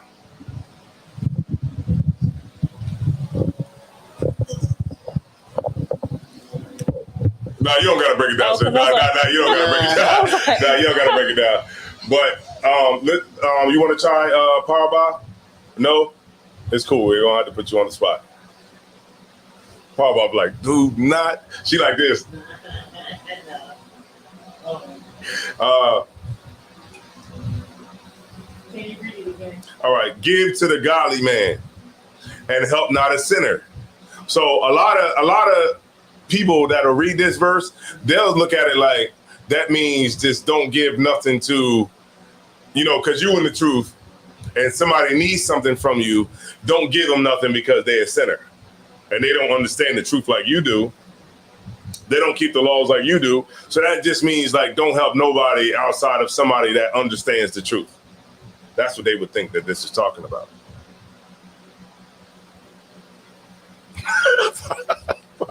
Fireball looking at me like, what are you talking about? You get my boy? All right, I'll break it down. All right, read one more time, Mataziala, if you could. No, go ahead. Book of Ecclesiasticus, chapter 12, verse 4. Give to the godly man, and help not a sinner. Do well unto him that is lowly. Meaning this, right? You want to help. Like this is the answer to the sister's question, right? Now, when we help, we want to help. We want to help the brothers who actually really want to change, right? And that is not. We can understand that in secular terms without even understanding the Bible. You ever heard that saying? You will help somebody that want to help theirself, right?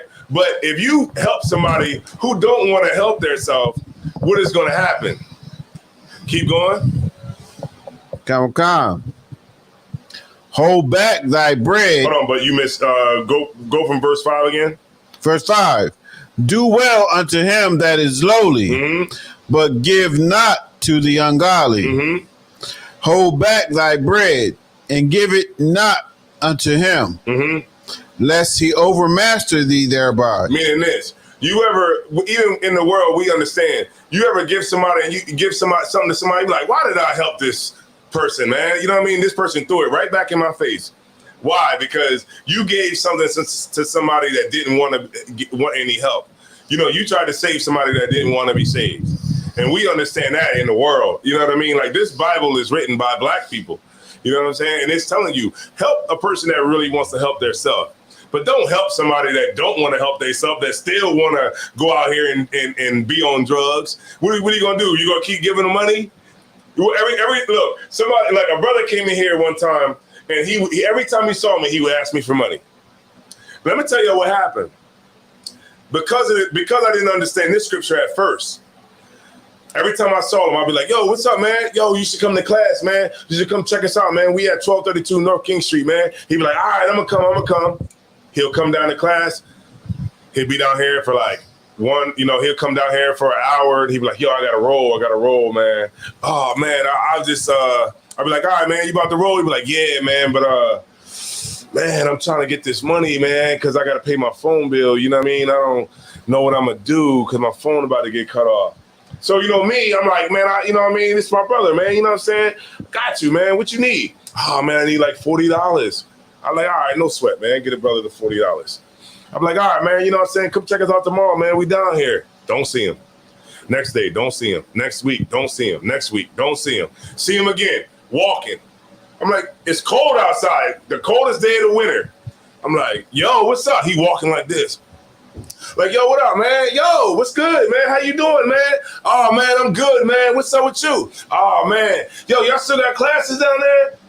Yeah, we still got classes, man. We down there. What time y'all be in there? Oh, man, we be in there from 7 to 9. Oh, man, okay. Y'all still got the same number? Yeah, man, we got the same number. So what you about to do, man? Hey, I'm on my way to class. What you about to do? Oh, man, I'm trying to get something to eat. Oh, you trying to get something to eat, man, but I ain't got no bread, though.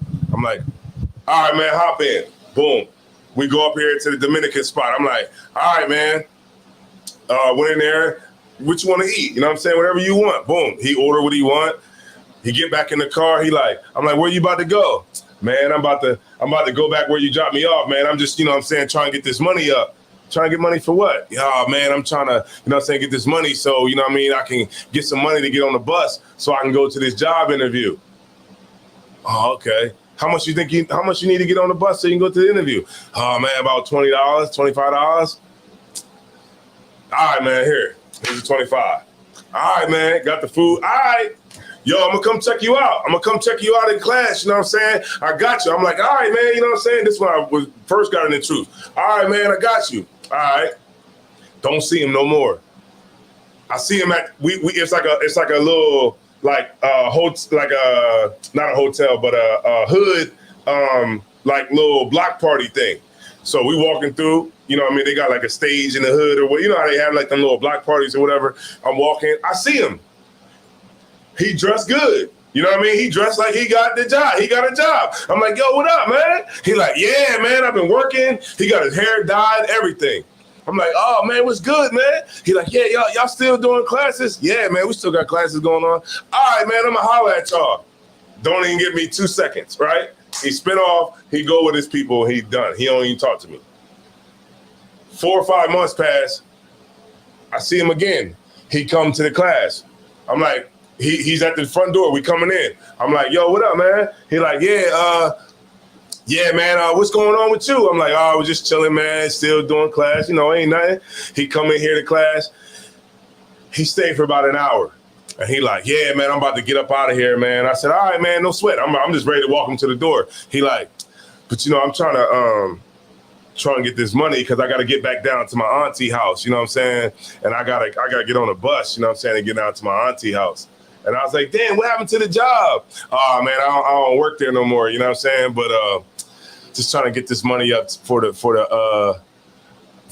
know, to get down to my auntie house. So he was like, so Captain Ariel was here and Knock was here.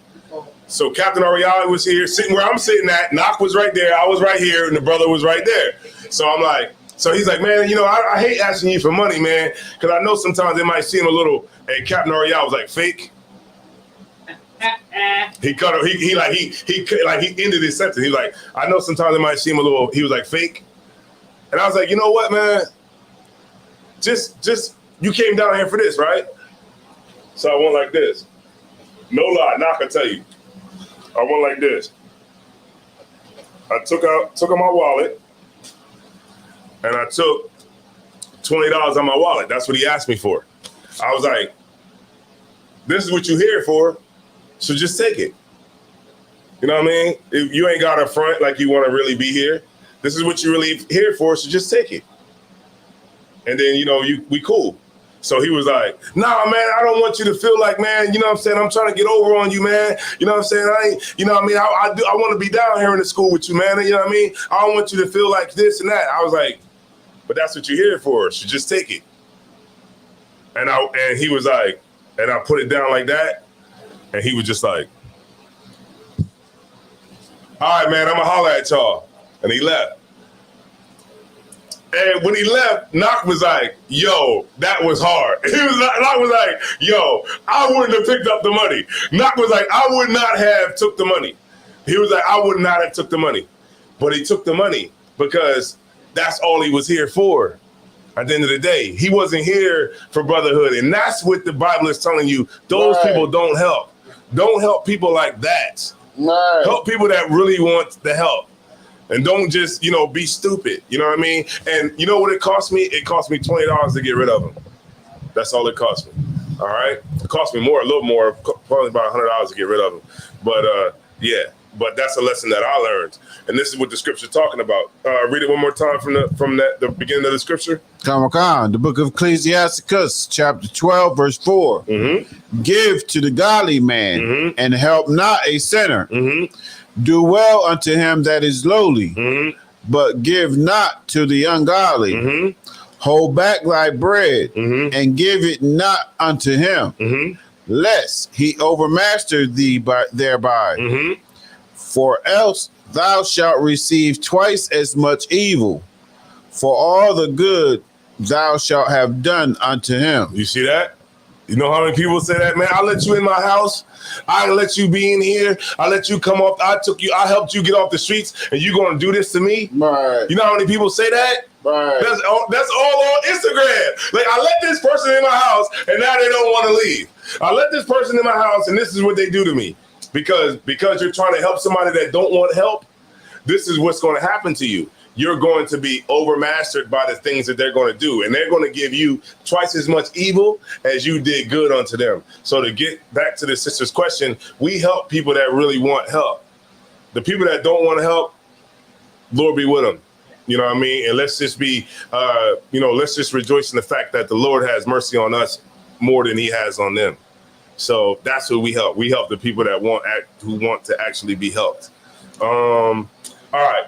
I got a couple more scriptures. All right, and then we're gonna keep it going.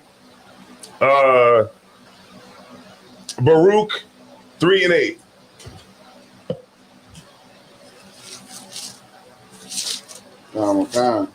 What you got in that bag, Paul Bob? That's the next book after. You got some goodies back there? Uh-oh.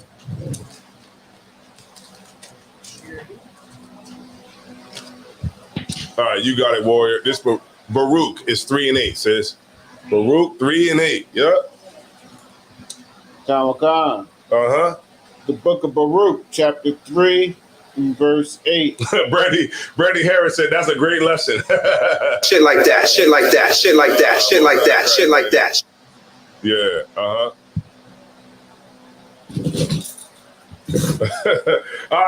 Hey, Fireball, man. Knock was like, yo, after Knock saw that, he was like, yo, that was hard, man. He was like, after he walked into the Knock was like, I'm gonna walk you out. Like after he took the money, I put the money on the chair, and I was like, just take it, man. I mean, that's what you're here for, man. You know what I mean? And Knock was like, everybody was sitting here. Ariel was quiet and everything. He was just like, we were all seeing if he was really going to take the money. Or he'd be like, man, I don't want the money, man. I'm here with y'all, man. And I would have gave him $100. Wow. But he was like, and I was like, all right, no sweat, man. The brother gonna show you out to the door, man. And Knock was like, all right, come on, I'm gonna show you out to the door. Knock took him out to the door. Knock came back in here. Knock was like, yo, that was hard. Knock was like, I wouldn't have took the 20. He was like, I would not have took the 20. He was like, I would have stayed. I would not have took the 20. And he was like, but he took the 20. And that was a lesson that the Lord showed me. And that's why I understand this scripture right here that we just read. Go ahead. Khan. The book of Baruch, chapter 3, verse 8. Uh-huh. Behold, we are yet this day in our captivity. Say that one more time, warrior. Behold, we are yet this day in our captivity. Right, we in captivity. We haven't got out of captivity, and that's what our leadership fails to acknowledge, because they think that we free. They think, oh, we good, we free, we lit. Yeah, no, we're not free. We have liberty, but we're not free. The slaves, they would put the slaves in during slavery on the plantation. They would put a slave in a hot box, or they would put him in the stocks for 2 weeks. Right. And he would be in that stock for 2 weeks, and people would come and give him food and give him water and stuff like that, and he would be stuck in one place for weeks because maybe he was what they would consider disobedient, or he wasn't keeping up his work, or he wasn't doing what. Go ahead. So it's like, just going off what you said, just to, not that it needs validation, but they showed that in the movie Django when the wife was in the hot box. Yeah. They had her in the hot box. Yeah. And so when they would let you out the hot box or let you out the stocks, they would let you go free in the cotton field. And you would feel free. You would be like, damn, wow, I'm not in the stocks no more, man. I'm out here with y'all, man. Let's get to it, man. I'm out here with my people. But just when you felt the most freest, you were the most enslaved, because they let you out of the stocks or out of the hot box into the cotton field. So even though you thought you were free, you were still enslaved. And now we're able to roam free in America. We're able to go from state to state, from sea to shining sea. But at the end of the day, it's just a bigger plantation. It's just a 50-state plantation that the oppressor rules. And yeah, you can go everywhere and you can feel the most free. But the more free we feel is the more in captivity we really are. Keep reading. Khan. Where thou hast scattered us. Right, because the Lord scattered us all across because of our disobedience. Go ahead. For a reproach and a curse. And to be subject to payments, according to all the iniquities of our fathers, which departed from the Lord our God. Right. So those payments we got to pay back. And remember, the Lord said, remember, the God that we serve is terrible. You know, and he said, I will deliver judgment onto the sons into the third generation, the 10th generation, right? Because we're paying back what our forefathers have done in the past. And who are our forefathers? Us. We're the same people.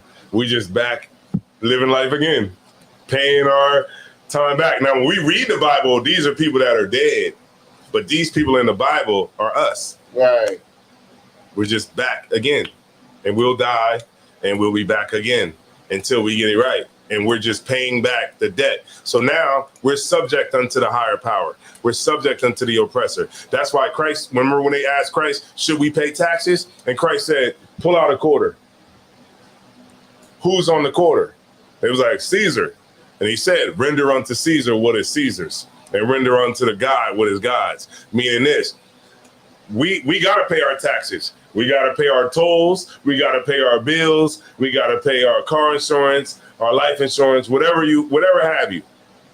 Because we got to render unto Caesar what is Caesar's. At this point, Joe Biden is Caesar. He's Caesar right now. You know what I mean? And we got to render unto Caesar what is Caesar's. But we render unto the Lord what is the Lord, and that's what we're doing right now. What is the Lord's, that's what he requires.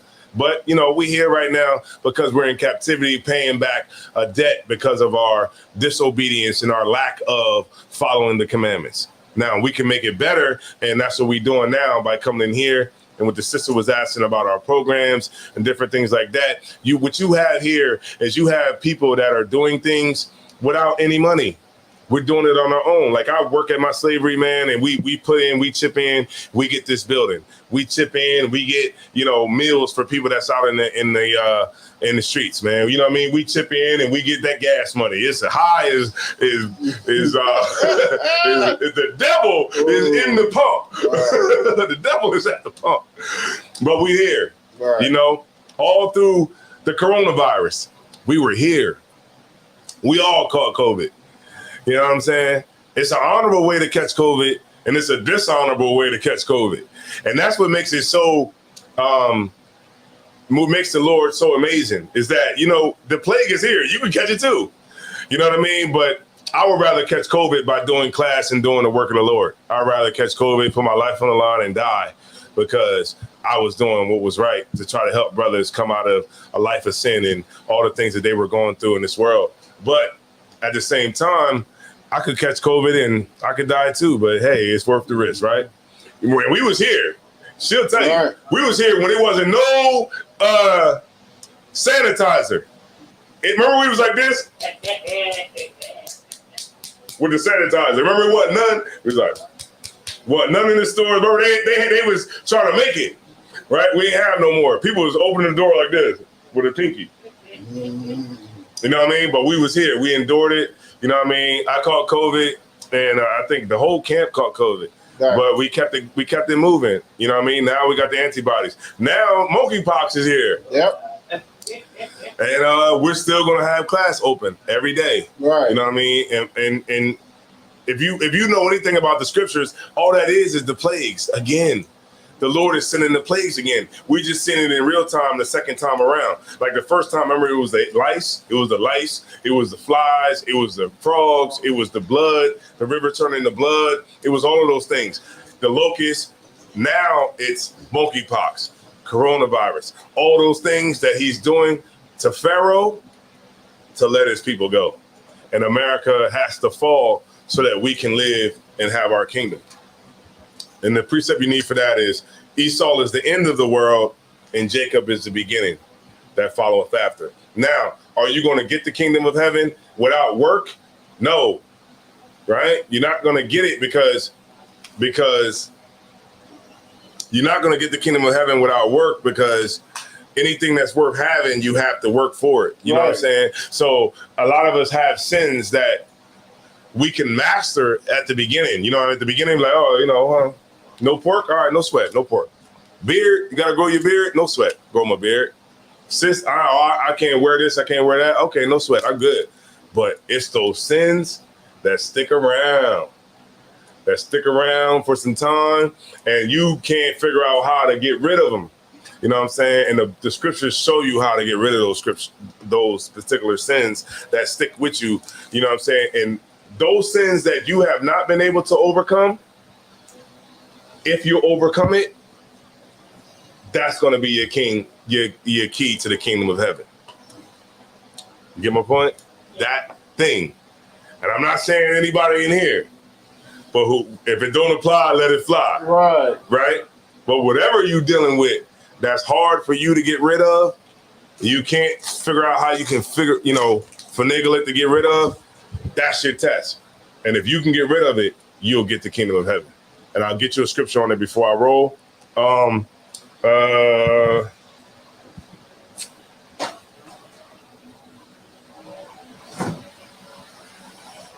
Let me get, hold on, lock here. 2 Corinthians 12:7. Whenever you get it.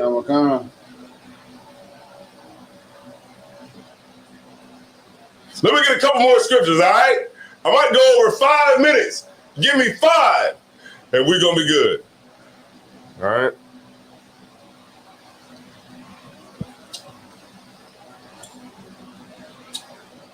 Yeah, that's all right. That's right, Brandy Harris. She said, I'm glad that you taught that because I always wanted to know who to provide to.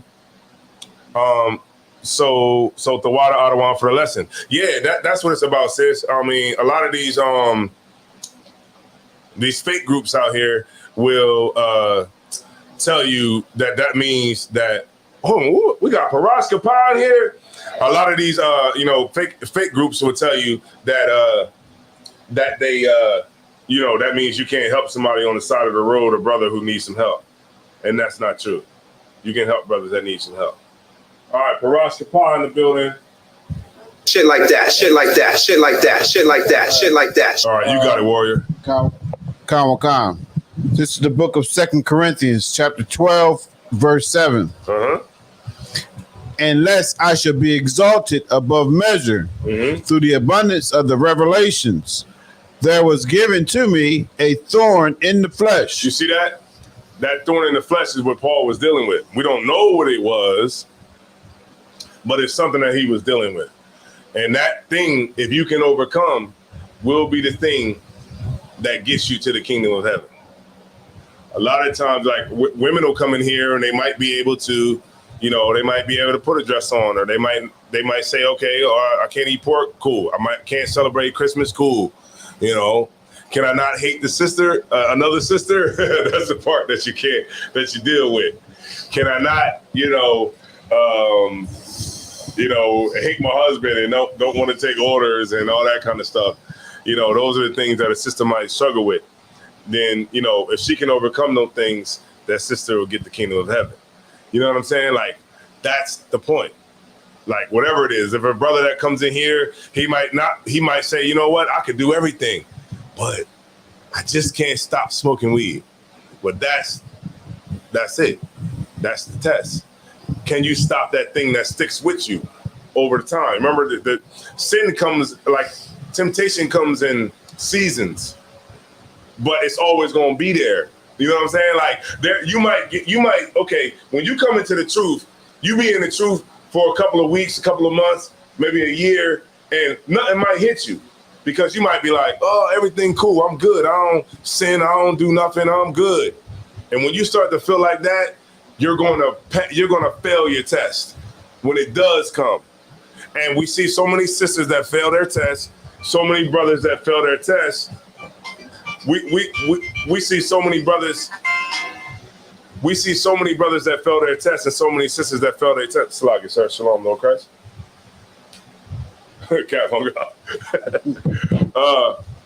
We see so many brothers and sisters that fail their test because they think that they're good and they got it all figured out. And this whole thing to get to the kingdom of heaven it's a test from the Lord. And he's here to see if you got the longevity, if you got the gumption, if you got everything that it takes to actually really get a kingdom that's never going to fall forever. Meaning this, that every other nationality that comes into life, their only objective and their only life's mission is to serve you. That's crazy. You know what I mean? That's the kingdom of heaven. The kingdom of heaven is we have the earth. The earth is for us. Is for us. Everything in it is only for the Israelites. And everybody that comes here, that's born, will grow up and learn to serve you. Period. But don't we grow up to learn to serve the oppressor? Right. Your mom be like, look, when you go to work, you don't look at him in the eye. Right. You don't look at him in the eye. You make sure that you go to work and you keep your head down. You know what I mean? Remember, was I the only one that seen the help? Remember the help? It was like, when you go to work, you don't look at him in the eye. You make sure you do your work. You make sure you keep your head down. You know what I mean? Don't cause no trouble. We've been learning how to go to work for centuries. You know, we've been learning how to, we know more about the oppressor than they know about us. You know what I mean? We understand, like, look, you go to work, it ain't none of that rap stuff on the radio. It's country music on the radio. We understand rules that are unwritten. We understand at the job, if it's 4 or 5 of y'all that's black and everybody else is white, the 4 or 5 black people can't hang around each other all day.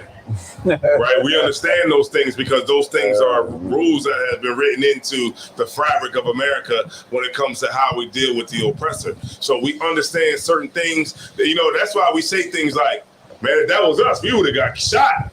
When we saw what happened at the Capitol, we was like, man, if that was black people, they would have shot us all down. Because it's like we understand some things that don't need to be said.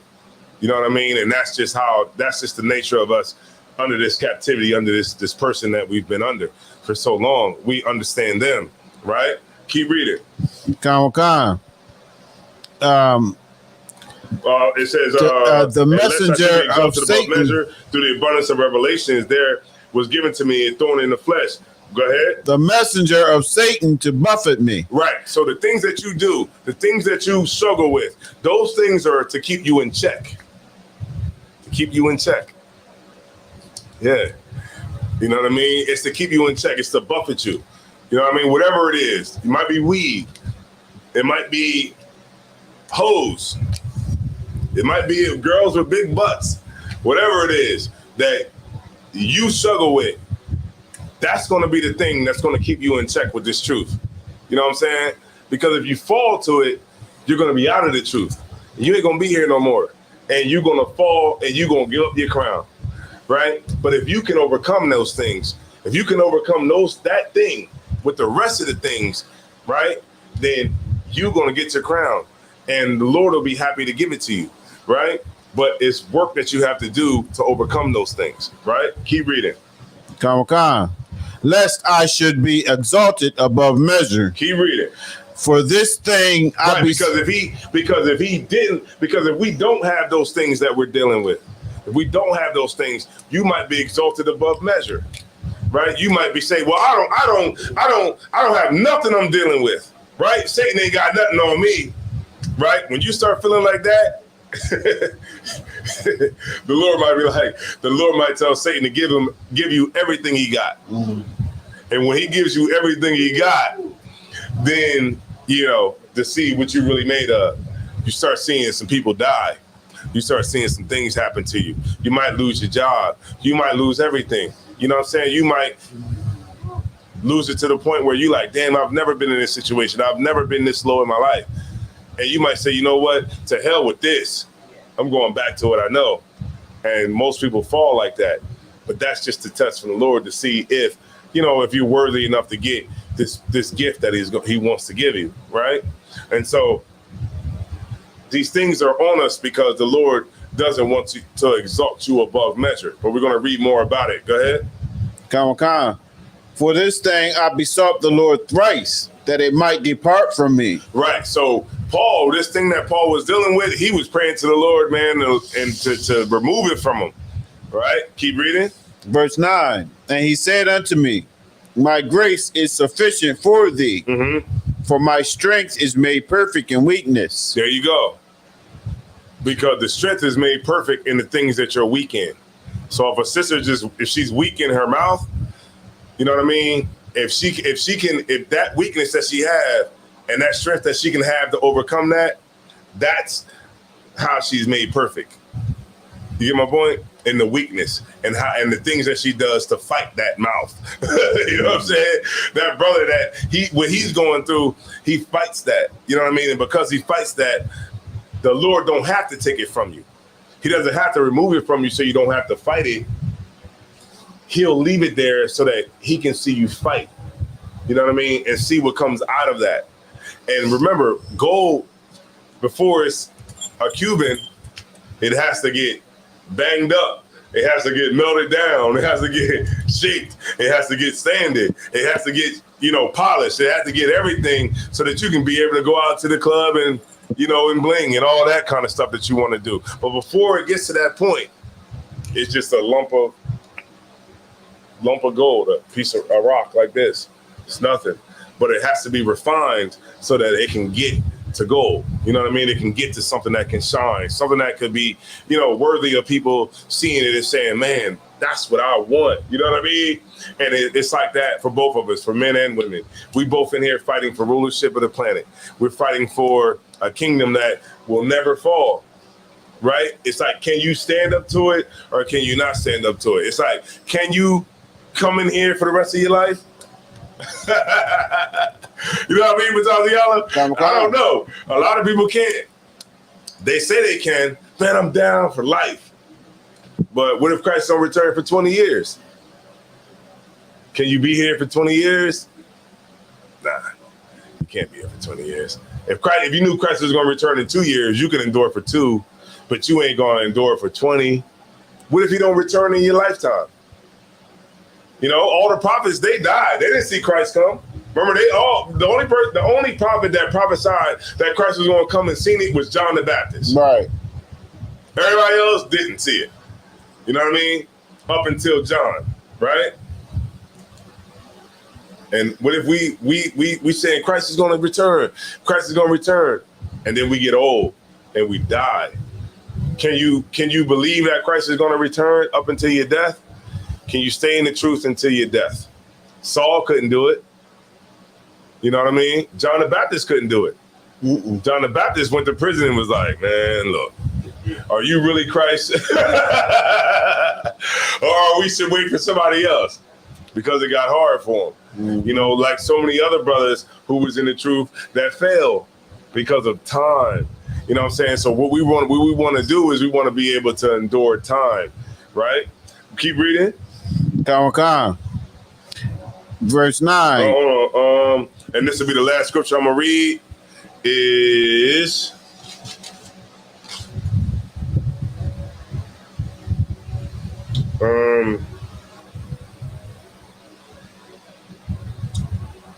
let's see, it got to be Second Ezra 8:35.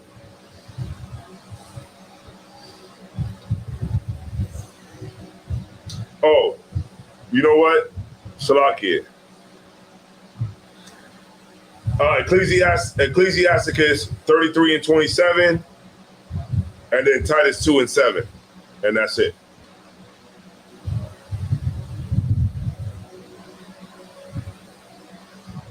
Shit. 33:27? Yeah, 33:27. Sometimes you can't get everything you want to say, but it's all good. Go ahead. You're right, Brandy Harris. Never fold. Right. And Salaki, so you said Titus. Shit like that. Shit like that. Shit like that. Shit like that. Shit like that. No, 2 and 7. 2 and 7 and 3 and 8. 2 and 7. Yeah. And 3 and 8. Yeah. And then we'll read them fast, and then we'll be out of here. We got 29 people in here. 29, 30 with me. 31, 32, 33. Yeah, that's what I'm talking about, man. That's what we need. 33 people in class, right? Most High in Christ. Won't God do it? Won't he do it? God is good all the time. All right.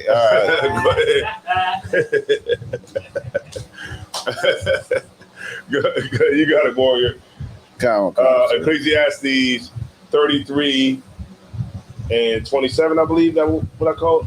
Come, my computer acting. Oh, no sweat. Take your time. If not, I'll read it. No sweat. I can get it. I can read it, and then you know what I'm saying. You can go for the other two. Whatever we need. All right, Ecclesiasticus 33 and 27. Mm-hmm. And it reads, this book, Ecclesiasticus chapter 33, verse 27. What?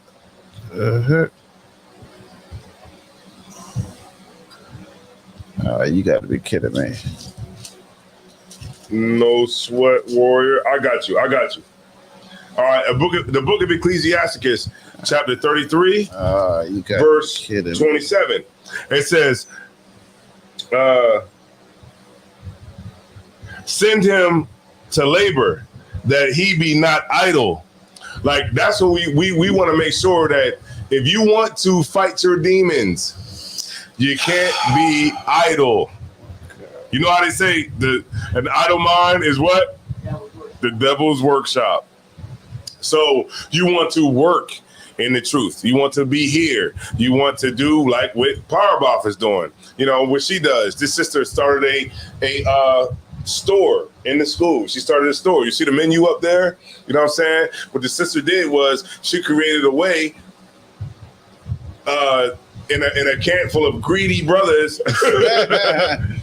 to, you know what I mean, be able to, so we be able to take that money and give it to the sister instead of taking it to the Arabs.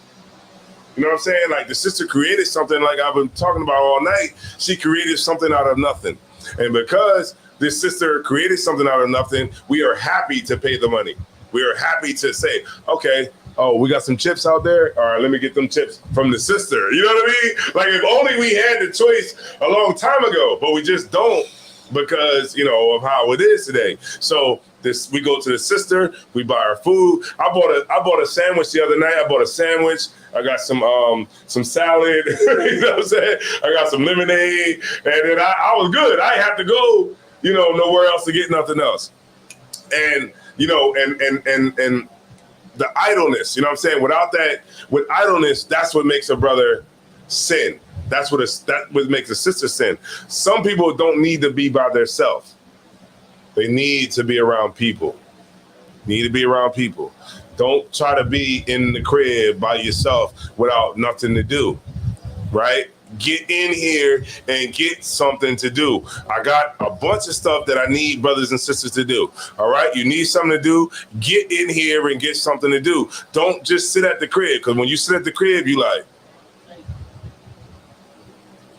I'm going to smoke. Yeah, I'm going to smoke some weed. I'm going to get some weed. I ain't got nothing to do. Ain't nothing, nobody calling me, nothing to do. I'm going to smoke some weed today. I'm going to pop a perk. You know, I'm going to sell some perks. I'm going to, you know, do whatever. I might call this broad that I've been talking to. I know she ain't no good for me, but she got a nice behind. So I'm going to call this sister. You know what I'm saying? Like, that's how it is when you idle. When you don't, like me, I know how I got to be in the truth. I got to work. I got to be here. I got to work. I got to go to camp. Got to, you know what I'm saying, figure out some way to move on, move the school forward. You know, get on here, do this, do that. Like, I got to keep focused, keep working. And that's how I've always been in the truth. You just got to work. When you have that idle mind, you know, that's when Satan comes into your mind. And the fight is not physical. It's right here. Right here. That's where the fight is. It's always right here in your brain, in your heart. And that's where the war goes on. You know what I'm saying? You fight against, your spirit might be like,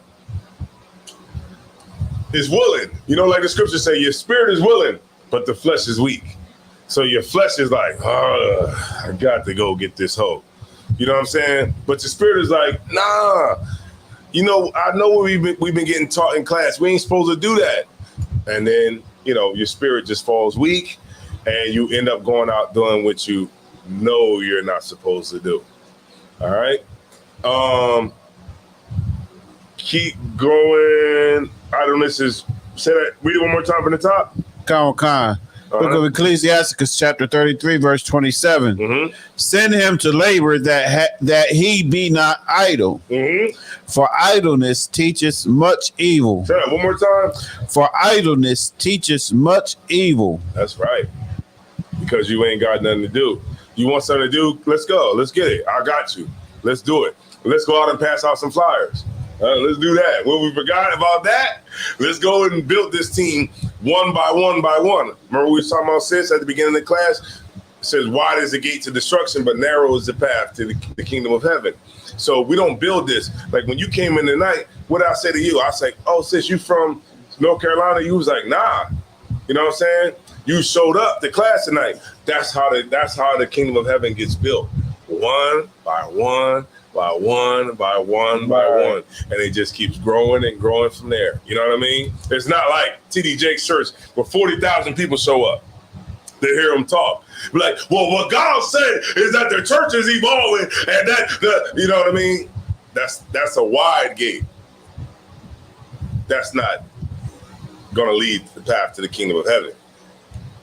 Narrow is the path. You know what I'm saying? That's how you get there. It's like you say, you know how I say water on this side? I said deep water on this side and fire on this side. If you fall into water and you don't have nowhere to, like, something to grab on at a certain point, you know what I'm saying? Like you're gonna swim, you're gonna be out there for a minute. You might be able to float on your back for a minute, right? Like this. But eventually, you're gonna need something to grab onto so that you can, you know what I mean, you can rest and you can put your head up and breathe. But if you in water that don't have nothing to grab onto, it's just a matter of time before you drown. And when you on that path, if you fall on this side, you might not fall in the water, but you might fall in the fire. When we fall in the fire, you already know how that go. You get cremated. All right, no sweat. What was the other one I called? Book of Titus. Yeah, Titus. These are the last two, and then we out of here, y'all. We got 23 people in here. Michael Jordan. All right. Shout out to Michael Jordan. All right, go ahead. Book of Titus, chapter 2, verse 7. You got it, warrior. In all things, showing thyself a pattern of good works. Right. That's how you fight your demons. You got to show a pattern of good works over and over and over and over and over and over and over and over and over and over. I got 4 more. Over and over and over and over again. You know what I'm saying? Like you got to have a pattern of good works constantly, because that's how you stay straight. That's how you fight your demons. You know what I mean? That's the point. The point is that you don't stay idle. You have a pattern of good works. I'm picking on a sister because she does have a pattern of good works. This sister, she gets up on Saturday morning at what, 4? 6 in the morning to bring us food for Saturday morning. You know what I mean? Like, she don't have to do it. You know, she don't have to do anything she don't want to do, but she does it.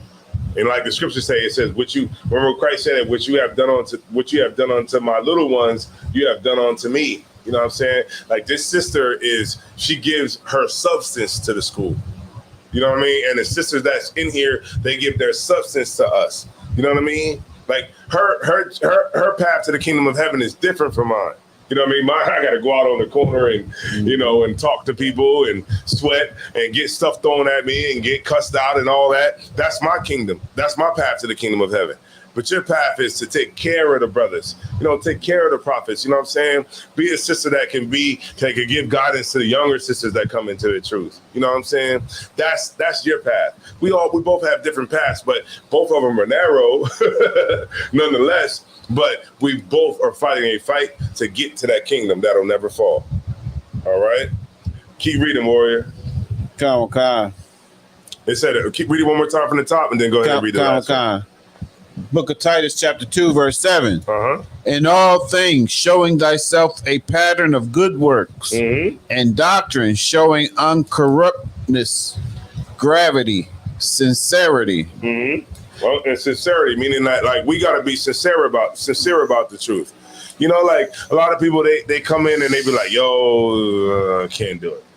It's a cult, right? I embrace it because remember the Christians at the time of Christ were a cult because remember at the time the Roman religion was the prevailing religion of the time. You had Pontius Pilate, who was the Pontifex Maximus, which was the highest priest in Rome at the time. So Rome had their own religion, but you had 12 brothers who followed this brother over here that said he was the king of the Jews.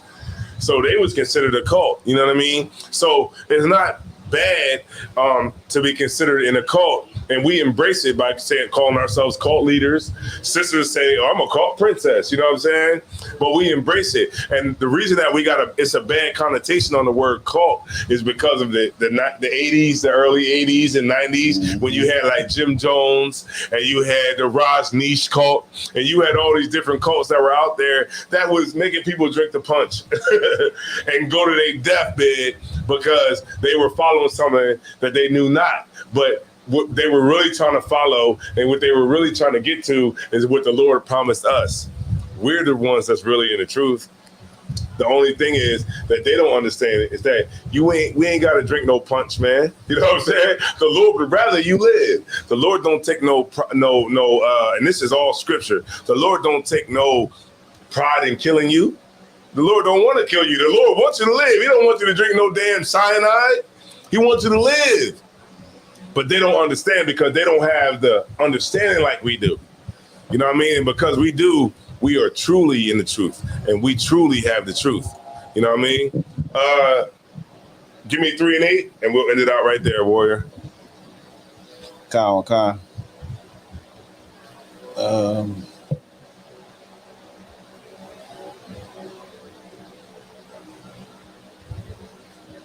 Book of Titus, chapter 3, verse 8. All right, S. Ross. Come on. Shit like that. Shit like that. Shit like that. Shit like that. Shit like that. All right, Awawana. Checking in from Shreveport, Louisiana. Not Louisiana, Louisiana. Shit like that. Shit like that. Shit like that. Shit like that. Shit like that. This is a faithful saying, and these things I will that thou affirm constantly, that they which have believed in God, that they which have believed in God might be careful to maintain good work. Be careful to what? To maintain good work. You see that? I'm picking on Powerball because she's the best example I have right now. But you get my point because she maintains good works. You know what I mean? The brothers, Mataziyala, maintains good works. He's here. Nobody would have been, if this sister didn't show up, it would have been me, you, and her, and him, and the people that's online. You see what I'm saying? But the sister showed up. You get my point? Like, and this is what the Lord rewards. Like the Lord says, okay, you plant the seeds and you water the seeds and I'll send the increase. So I'm not sure exactly how this sister found out about us. I haven't even asked her yet. I'll ask her once we finish the feed. But I haven't even asked the sister how she found out about us. Maybe it was camp. Maybe it was she saw the debate. Whatever it was, the sister here, and she took back her legs from Satan. Right. She said, you know what? I'm taking these legs back. Damn, today. right.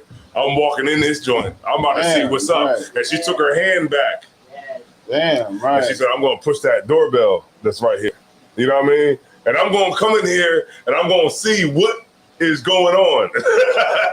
And that alone, the angels in heaven rejoice on that. Right. Because she was able to fight. You know what I mean? You know how they say Beyonce's new album came out and she got all this devil worship. And I just be like, well, what the hell do you worship? You know, I always wonder that because people be like, well, Beyonce's album just came out and she's on a horse and she worships the devil. And it's like, well, do you worship the devil? Because you about to celebrate Halloween. You about to celebrate Thanksgiving. And you about to celebrate Christmas. So who worships the devil? She just might show you in imagery, yeah, I worship the devil, and what? You worship the devil and you don't even know. So who's worse? Her or you? At least she knows she worships the devil. You don't even know. All right. Keep reading, warrior. Come. These things are good and profitable unto men. Mm-hmm. Right. So you got to maintain good works. That's how you get yourself together. That's how you fight your demons, man. You know, you might be in the truth for a year or two, and you might see that some of those things kind of linger around. You know, like when you go around and you might smell weed, and you're like, smells pretty good. You know, it ain't really don't really smell that bad because that's what I've been, used to. You know, you get nostalgic, but those things right there are the things that you constantly are going to deal with in the truth. But if you can overcome those things, the Lord is showing you that if you can overcome that, that's your test, and you will get into the kingdom of heaven if you can overcome it. So many people fall, so many women fold. You know what I'm saying? Are you going to be the one that's going to hold, or are you going to be the one that's going to fold? That's really all it comes down to. And you know what I mean? And what we all doing here is we suffer gracefully, understand the truth that we in this captivity, understand that the Lord is here and he wants to give us the kingdom of heaven. He wants to give it to you so bad. You know what I'm saying? The Lord don't look, when the Lord looks down, he see us jacked up. He see us voting for Joe Biden. He see us about to vote for him again. He see us he already know what we about to do. We about to vote for him again. Why? Because he didn't do what he needed to do for black people in the first 4 years. Maybe he could do it in the next. And we're going to be stupid enough to go out into the voting polls because we just cannot have a Republican in office to be racist. Because we don't care about politics. We just care about a person that's going to give us white supremacy in a way that we can receive it. And normally we'll go for the person that's nicer, the person that'll eat chicken, eat some watermelon, or keep some hot sauce in their bag. And that's what we'll go for. And at the end of the day, it's all vanity. It just means nothing. And what I'm gonna do is, man, I hope everybody learns something from today. I know that the internet tried to shut us down, but we came back, and a lot of y'all brothers and sisters that stayed with us, you know what I mean? And if anybody got any questions, y'all can go ahead and ask it now before we end the class. Nothing? Yeah, fight gracefully. That's what we got to do. We got to fight gracefully and understand like that the Lord wants us to get what we are promised. We just got to be the type of people that want to receive it. All right. And with that being said, I'm going to pass the class over to Precinct Officer Matazi Allah. Shit like that, shit like that, shit like that, shit like that, shit like that. You turned it off? Oh, there you go. Right. Hold on. Give me 1 second. I might just have to switch it. Right there. Okay, there you go.